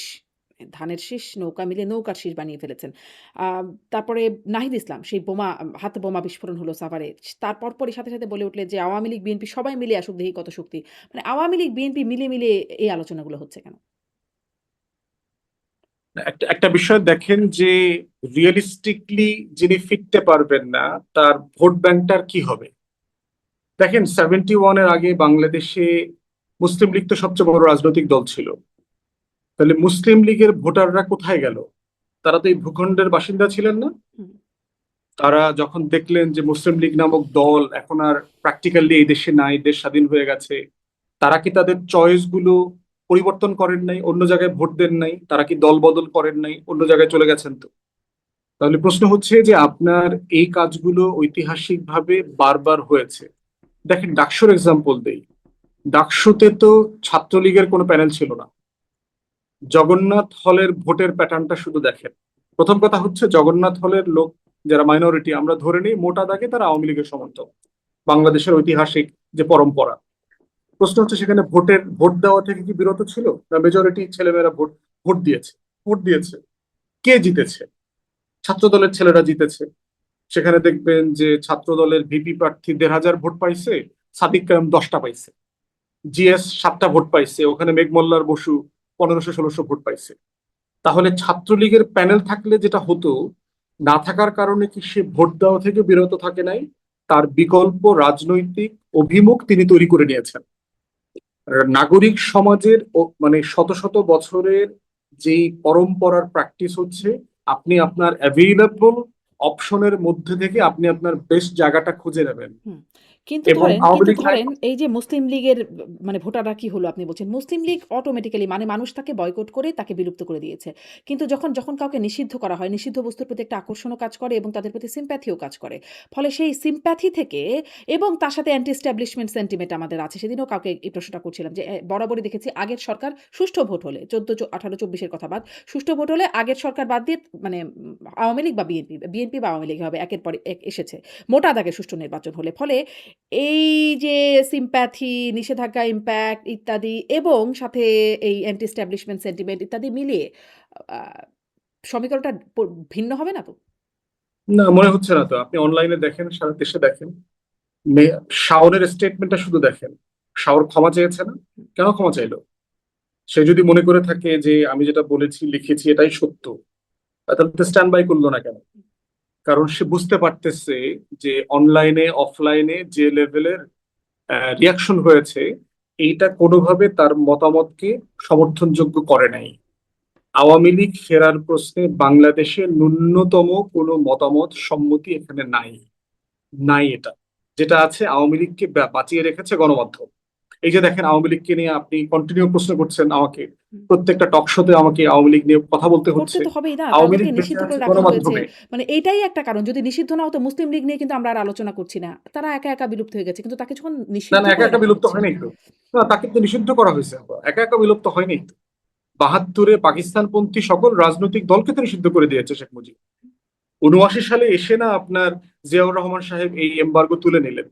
তুলে নেওয়ার পরে হচ্ছে আওয়ামী লীগও রাজনীতিতে ফিরে আসছে, তারপরে হচ্ছে মুসলিম লীগও ফিরে আসছে, এবং এখনো কিন্তু নির্বাচন কমিশনে মুসলিম লীগ নিবন্ধিত রাজনৈতিক দল।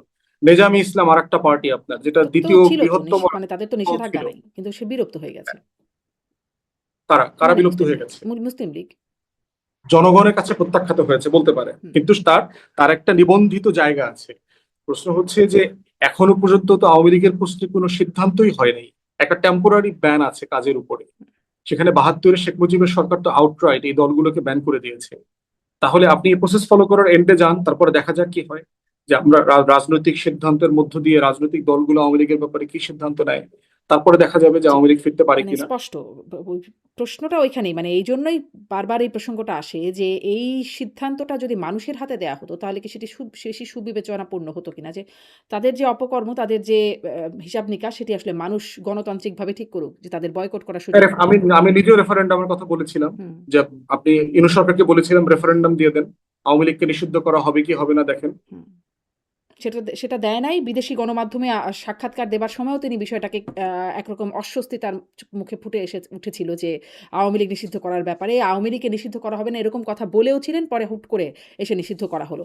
ফলেই বারবার এই প্রশ্নগুলো আসে। দেশীয় গণমাধ্যমে যেমন আপনারা ফেস করেন, বিদেশি গণমাধ্যমে গেলেও এই বিষয়টা এসেই যায়। ফলে প্রশ্নটা আসলে যে এরকমটা না হলে এই বারবার কি এটা ফেস করতে হতো কিনা?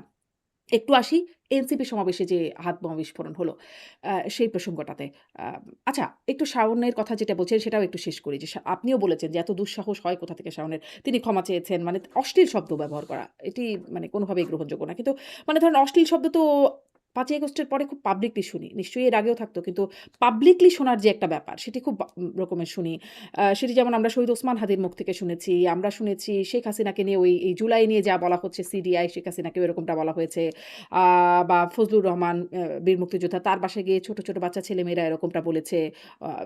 ফলে বা তারেক রহমানকে নিয়েও মিছিলে বলা হয়েছে ১, ২, ৩, ৪ টিনের চালে কাউয়া ইত্যাদি নানান রকম অশ্লীলতম স্লোগান বানানো হয়েছে। মানে তখন কি আপনাদের মনে হয়েছে যে এগুলো খুব দুঃসাহস?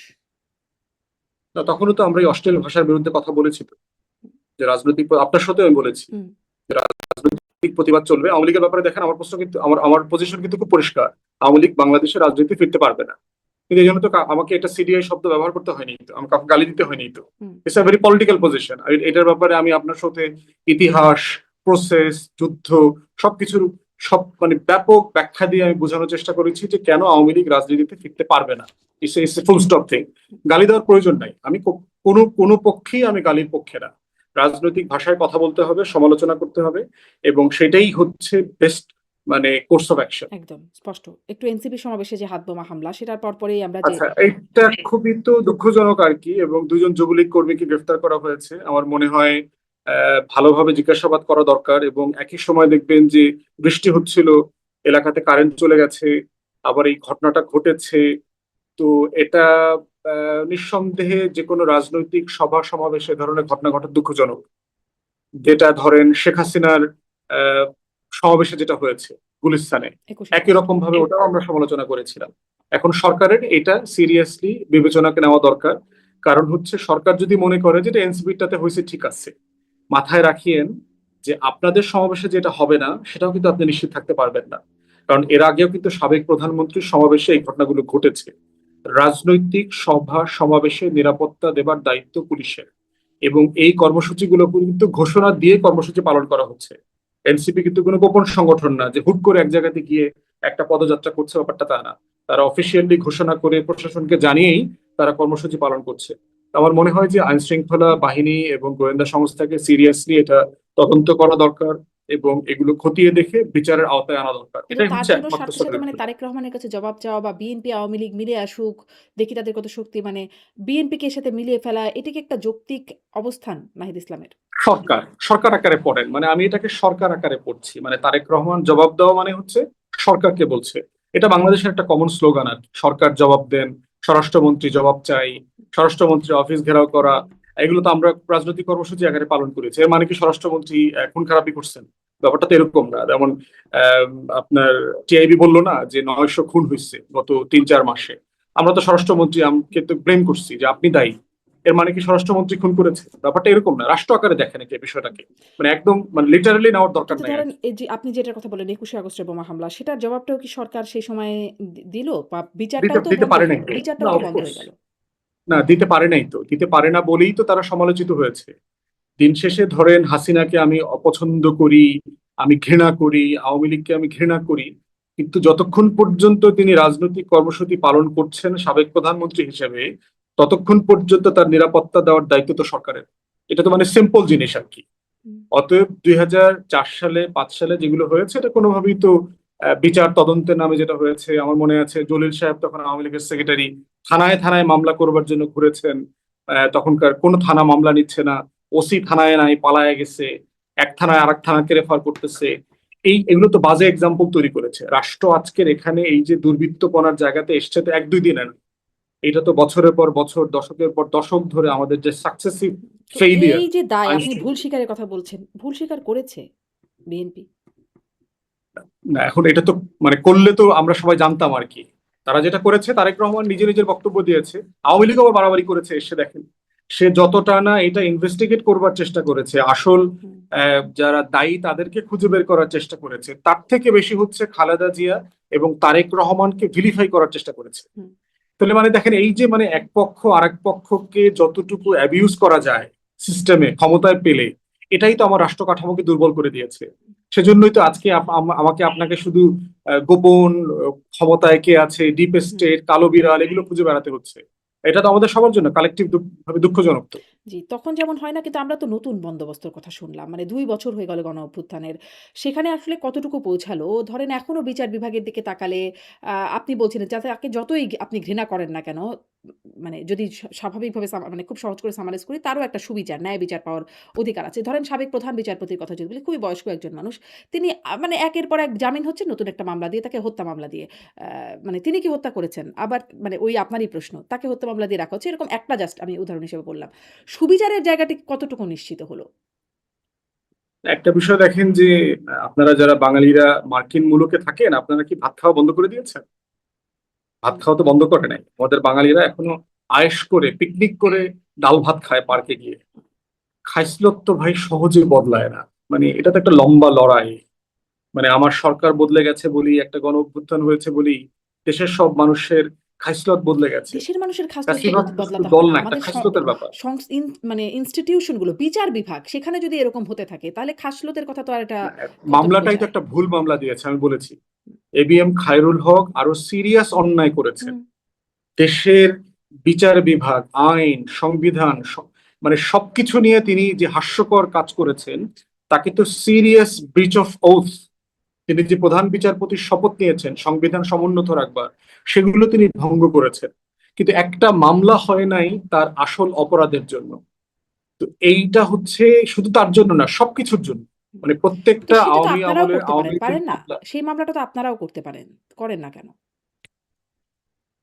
জি, সরি, মানে বুঝতে সেই পারিনি। মামলাটা তো আপনারাও করতে পারেন। আপনিও করতে পারেন আইনজীবী। আপনি না, মানে সেটা তো ধরেন ব্যক্তি হিসাবে করা যাবে না, কারণ হচ্ছে তো রাষ্ট্রকে করতে হবে তো মামলাটা, রাষ্ট্রকে দায়িত্ব। আমি হয়তো বলতে পারবো, আমি এটা নিয়ে কথা বলেছি যে আসলে এই ধরনের মামলায়, যেভাবে আপনি ধরেন আমাদের সাকিব প্লেয়ার, ক্রিকেট প্লেয়ার, আহ, ওকে আপনি মানে জুয়ার মামলা দিতে পারেন, আপনি ফ্রডের মামলা দিতে পারবেন, শেয়ার বাজার কেলেঙ্কারির মামলা দিতে পারবেন, অবৈধভাবে গোল্ড ব্যবসায়ীদের সাথে ওই যে আরো আরব খান টান কি হুম। আছে দুবাইতে, এগুলো করছে। সেটা না দিয়ে তো আপনি আর কি যাত্রাবাড়ি খুন, মিরপুরে খুন, আবার 28 নম্বর 32 নম্বর মামলার আসামি, এগুলো দিয়েছেন। মানে এই এই মানে পুরো প্রসেসটাই তো হচ্ছে যে টোটাল যে জুডিশিয়ারি এবং আইন শৃঙ্খলা বাহিনীর যে আইনের শাসন এনশিওর করবার যে দায়, এই দায়টা তো ডিসপেন্স হচ্ছে না, কিন্তু এবং তাহলে কোনো আমলেই এবং হচ্ছে না। তারপরে সেই জুডিশিয়ারি থেকে আচ্ছা মামলা না হয় হলো, ভুয়া নানান রকম মামলাই হলো। জুডিশিয়ারি থেকে তারা জামিনও পাচ্ছেন না। একের পর এক নতুন করে আবার ভুয়া, ভুয়া মামলা হচ্ছে এবং জুডিশিয়ারির মানে তারা জেলখানায় থেকে যাচ্ছেন। আ ফলে সুবিচারের কোনো জায়গা আসলে নাই। এটা কোথা থেকে অদৃশ্য ইশারা? কোথায় থেকে আসলে এটা আসছে? এটাও কি ডিপ স্টেট কোথাও? নাকি মানে কিছু না না, বুঝলেই মনে এটা হয় ডিপ স্টেট কিনা জানি না। হুম। না, এটা আমার কাছে মনে হচ্ছে এটা এটা এটা এমনি ইনস্টিটিউশনাল খাইসলত আর কি। মানে প্রাতিষ্ঠানিক ভাবে কাজ করবার, আপনি চিন্তা করে দেখেন, আওয়ামী লীগের প্রায় 20 বছর 111 জোরে যারা কাজ করছে, যে কনস্টেবলটা গত 20 বছর চাকরি করেছে, যার বয়স ধরেন এখন প্রায় 40-এর কাছাকাছি, 40 কাছাকাছি বয়সের কোন কনস্টেবল পুলিশ কর্মকর্তাকে আসলে জেনুইনলি পুলিশিং করেছেন গত 20 বছরে? মানে সে আসলে জানবে কিভাবে যে আসলে পুলিশিং জিনিসটা মানে কি, মামলাটা কিভাবে প্রসেস করতে হয়? আসছে এক জায়গাতে একটা নাম বসায় দিচ্ছে, অজ্ঞাতনামা গায়েবানা নাম ঢুকায় দিল 33, 130 নম্বর, একটা মানুষের খুন তো করতে সরকারের কোনো 130 জন মানুষ নির্দেশনা লাগে। দেখেছেন এর মধ্যে? মানে যেমন ধরেন ডিআইজি বলেছে আওয়ামী লীগের কোনো নেতা বের হলে তাকে আবার একটা নতুন মামলা দিয়ে ঢুকায় দিতে হবে।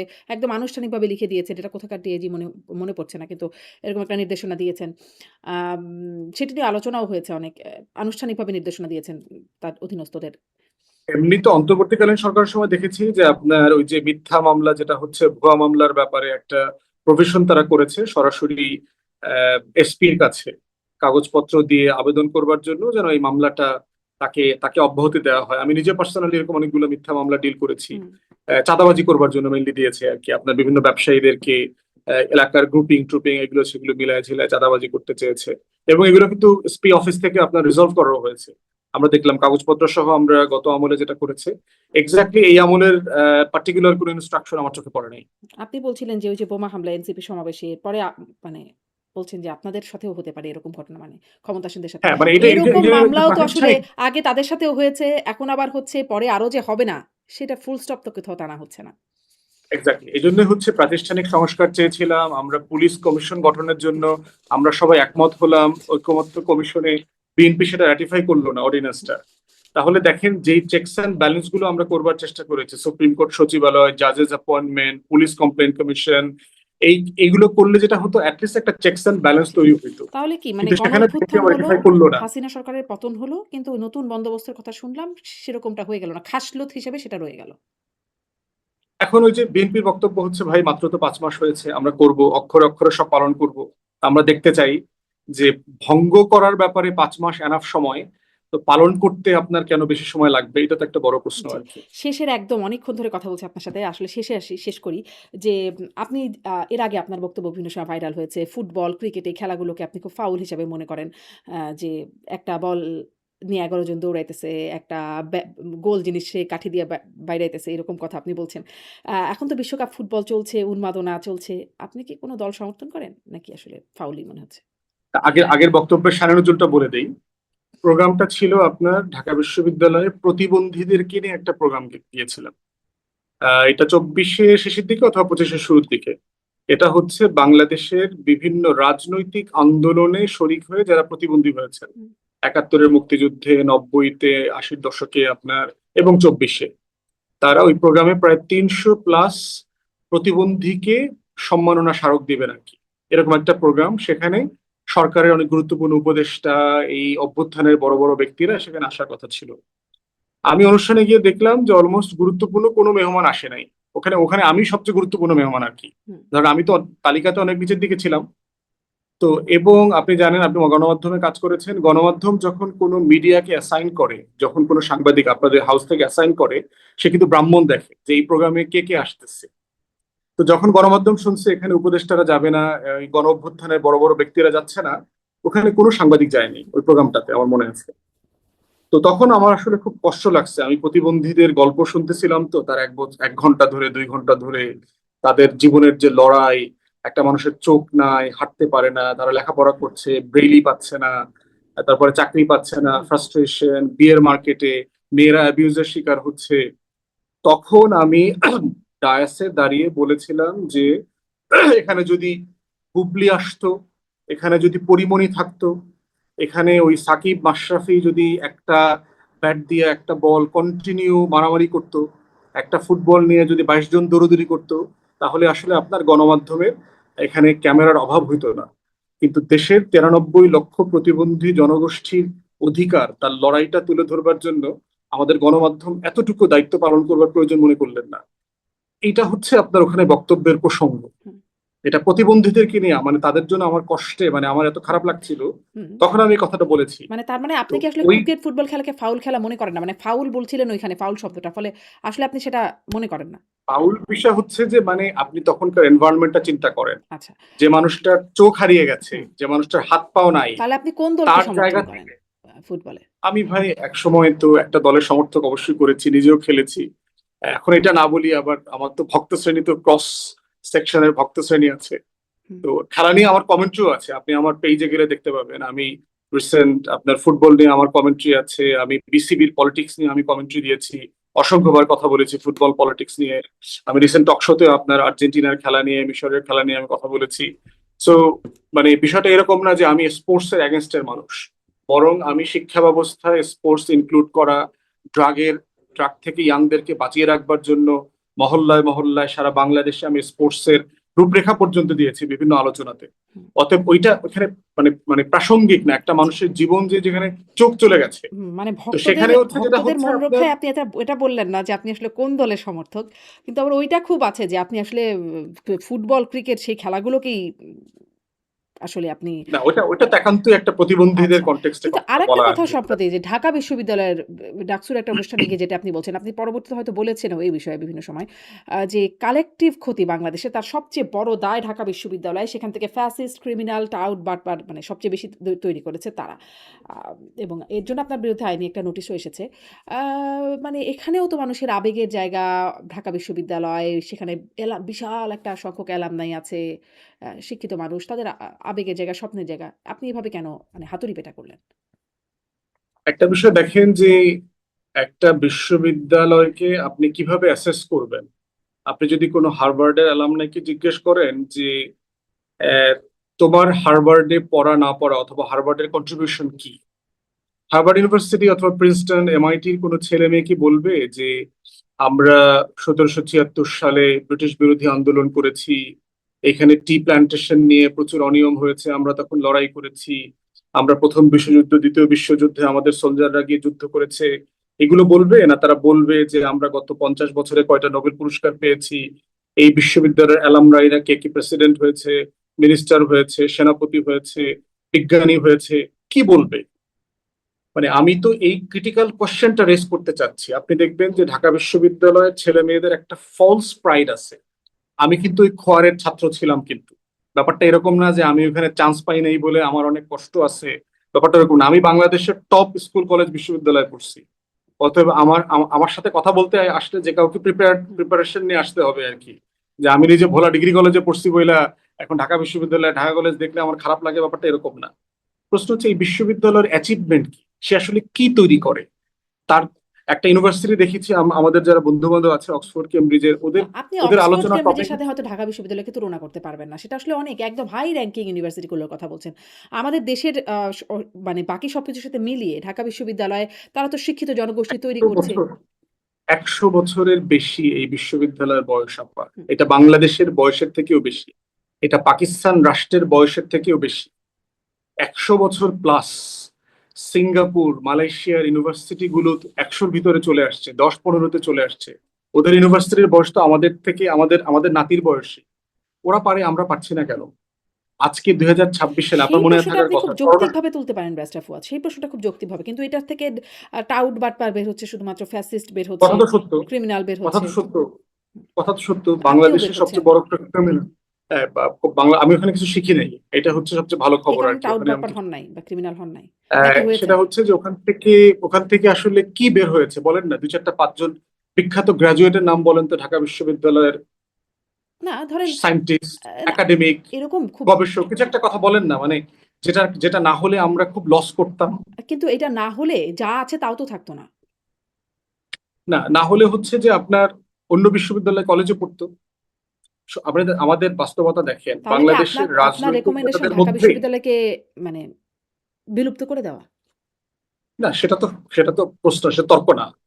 তর্ক হচ্ছে আপনাদেরকে চিন্তা করতে বাধ্য করা যে এই বিশ্ববিদ্যালয়ের অবদানটা কি। এই বিশ্ববিদ্যালয় গত 100 বছরে 100টা মৌলিক বই বের করে নাই। এটা তো কোনো বিশ্ববিদ্যালয় করে আপ- নাই, আমাদের দেশের কোনো মাদ্রাসা, স্কুল, কলেজ কিছুই তো করে নাই। এইটাই তো, তাহলে এই তর্কটা তুলতে হবে না? মানে আপনি কি এগুলা কি এইভাবেই রাখবেন? মানে এখানে এই দৈন্যতা চলবে, এখানে শ্যাওলা পড়ে থাকবে, এখানে কোনো লেখাপড়া হবে না, এটা প্রেম চত্বর হবে, এটা ফুসকা চত্বর হবে?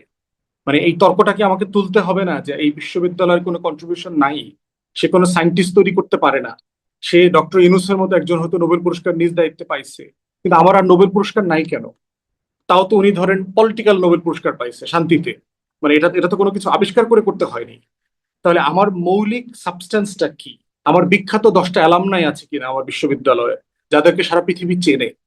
মানে আমাকে তো এই 100 বছর পার হয়ে আমি শুধু বিশ্ববিদ্যালয়ের ছাত্র, এটা অনেক গর্বিত। মানে এটা তো কোনো গর্ব হইতে পারে না। আপনি বিশ্ববিদ্যালয়ের অনার্স পড়ে বাইরে যান, দেখেন তো কোনো পৃথিবীর কোনো ইউরোপিয়ান বিশ্ববিদ্যালয় অনার্সকে ভ্যালিডেট করে কিনা, আমার বিশ্ববিদ্যালয়ের মাস্টার্সকে ভ্যালিডেট করে কিনা। হুম। আমি করে ইউনিভার্সিটিতে তো, 2 বছর করে না? পড়েছি। সেখান থেকে পড়ে এসে তো বিভিন্ন জায়গায় পিএইচডি করছে, মাস্টার্স করছে, পরে বড় বড় না, জায়গায় জয়েন করছে। সরাসরি করতে পারছেন না। আমি ইউনিভার্সিটিতে 2 বছর পড়ে গেছি, আমাকে লেভেলের ইকুইভ্যালেন্স দিয়েছে ইংল্যান্ডে। আমাকে ওখানে ফাউন্ডেশন কোর্স করতে হয়েছে, তারপরে আমি আন্ডার গ্রেডে ঢুকেছি। ওখানে এখানে অনার্স করে গেলে আপনার 3 বছর, 2 বছরের জন্য ইয়ে দেয়, আপনার রিকগনিশন দেয়। হুম। মাস্টার্স করে গেলে অনার্সের রিকগনিশন দেয়। তো লজ্জার বিষয় না? আমার লজ্জা লাগার কথা না? আপনার মনে আছে কিনা কিন্তু এই করোনার সময় বাস্তবতায় ঢাকা কিন্তু করি নাই। বিশ্ববিদ্যালয়, এই বাস্তবতায় কিন্তু না। অনার্স করলে অনার্সের রিকগনিশন কিন্তু পাচ্ছে মানুষ। আমরা মানে আমরা নিজেও বাইরে আসছি, পড়াশোনা করছি, করেছি। ফলে না সব জায়গায় না তো, এটার সাথে আপনার অনেক কিছু যোগ বিয়োগ করতে হয়েছে, আপনার ওয়ার্ক এক্সপিরিয়েন্স, আপনার লাইফের এক্সপার্টিজ, হুম, আপনার না আরো এক্সট্রা কি অনার্সকে কি অনার্স করেছেন, হিসেবে এক্সট্রা নিচ্ছি। কারিকুলাম। অনার্সকে অনার্স হিসেবে না, নিচ্ছি। এটা অধিকাংশ ইউনিভার্সিটিতে না, পৃথিবীর টপ ইউনিভার্সিটি কেউ এটা অ্যাকসেপ্ট করে না। আমি ইংল্যান্ডের ধরে 3rd টপ ইউনিভার্সিটিতে পড়েছি, ইউনিভার্সিটি অফ লন্ডনে। এটা করে না, অ্যাকসেপ্ট করে না। অতএব, এবং এই দেখবেন মাস্টার্স করে আপনি সরাসরি পিএইচডি করতে পারছেন না, আপনাকে টিচিং এক্সপিরিয়েন্স দেখাতে হচ্ছে 5 বছর, 7 বছর, তারপরে আপনি পিএইচডি তে চান্স পাচ্ছেন। আইএলটিএস করতে হচ্ছে, আপনাকে অনেক রিকোয়ারমেন্ট তো ফুলফিল করতে ভাষাগত হচ্ছে। জায়গা থেকে। তো সব জায়গাতে এই বিষয়টা তো আছে। তাহলে আমার বিশ্ববিদ্যালয়কে তো এই প্রশ্নের মুখোমুখি হতে হবে। আমার বিশ্ববিদ্যালয় বুয়েট করোনার সময় স্যানিটাইজার আবিষ্কার করেছে, দেখেছেন? হুম, হুম। এটা তারা আবার ঘটা করে প্রেসে দিয়েছে। রিক্সা আবিষ্কার করে বুয়েট, মানে যেখানে সারা দুনিয়া এখন এআই করতেছে, ইলন মাস্ক মহাকাশে জিনিস পাঠাচ্ছে, আমার বিশ্ববিদ্যালয়ের ছেলেমেয়েরা টিএসসি তে সবাই মিলে খেলা দেখতেছে। এটাই তার ঢাকা বিশ্ববিদ্যালয় নিয়ে অনেক গর্বের বিষয়। তারা সবাই খেলা দেখতে পারে, 10 টাকায় চা সমোচা কিনতে পাওয়া যায় এখানে। ধান কাটা ভিসি এখানে অ্যাপয়েন্টমেন্ট পাইছে। আমি যদি রাষ্ট্রটাকে এগিয়ে নিয়ে যেতে চাই, আমি যদি আমার বিশ্ববিদ্যালয়কে বিশ্বমানের করতে চাই, এই তর্কগুলো তুলতে হবে আমাদেরকে। আমার ভাষা পছন্দ না হোক, কিন্তু তর্কটা তুলতে হবে, এই তর্ক নিয়ে আলাপ করতে হবে। জি। এবং বাংলাদেশের খারাপ লোকদের একটা বিশাল অংশ হচ্ছে ঢাকা বিশ্ববিদ্যালয়ে, 2-4টা ভালো মানুষ নাই তা বলছে না। এই জন্য হচ্ছে আবার যত ভালো মানুষ আছে, যাদের অবদান আছে তারা বাংলাদেশে, কোথায়? দেখেন তো 10জন ভালো রাজনীতিবিদের নাম বলেন তো ঢাকা বিশ্ববিদ্যালয়ে পড়েছে, যারা বাংলাদেশের ভাগ্য বদলে দিয়েছে। 5 বাংলাদেশের জনের নাম ভাগ্য বলেন কে তো। বদলেছে আসলে? বাংলাদেশের ভাগ্য? ভাগ্য বদলাইলে ধরেন শেখ মুজিব নাম বলতে পারবেন, বঙ্গবন্ধু শেখ শেরে মুজিব বাংলার নাম বলতে তিনিও ছিলেন পারবেন। ঢাকা বিশ্ববিদ্যালয়ের শিক্ষক। আমাদের বর্তমান প্রধানমন্ত্রী তিনি মানে না, শিক্ষার্থী। ঢাকা তিনিও ভর্তি হয়েছিলেন, পরে শেষ করতে পারেন নাই, কিন্তু ভর্তি হয়েছিলেন। উম কয়জনের নাম বলতে পারবেন? সালাউদ্দিন শেরে আহমেদ বাংলা, স্বরাষ্ট্রমন্ত্রী, মানে সোহরাওয়ার্দী। যারা বর্তমানে রাজনীতিবিদ আছেন যারা, সবাই আসলে ঢাকা বিশ্ববিদ্যালয়ের বেশিরভাগই ছাত্রছাত্রী।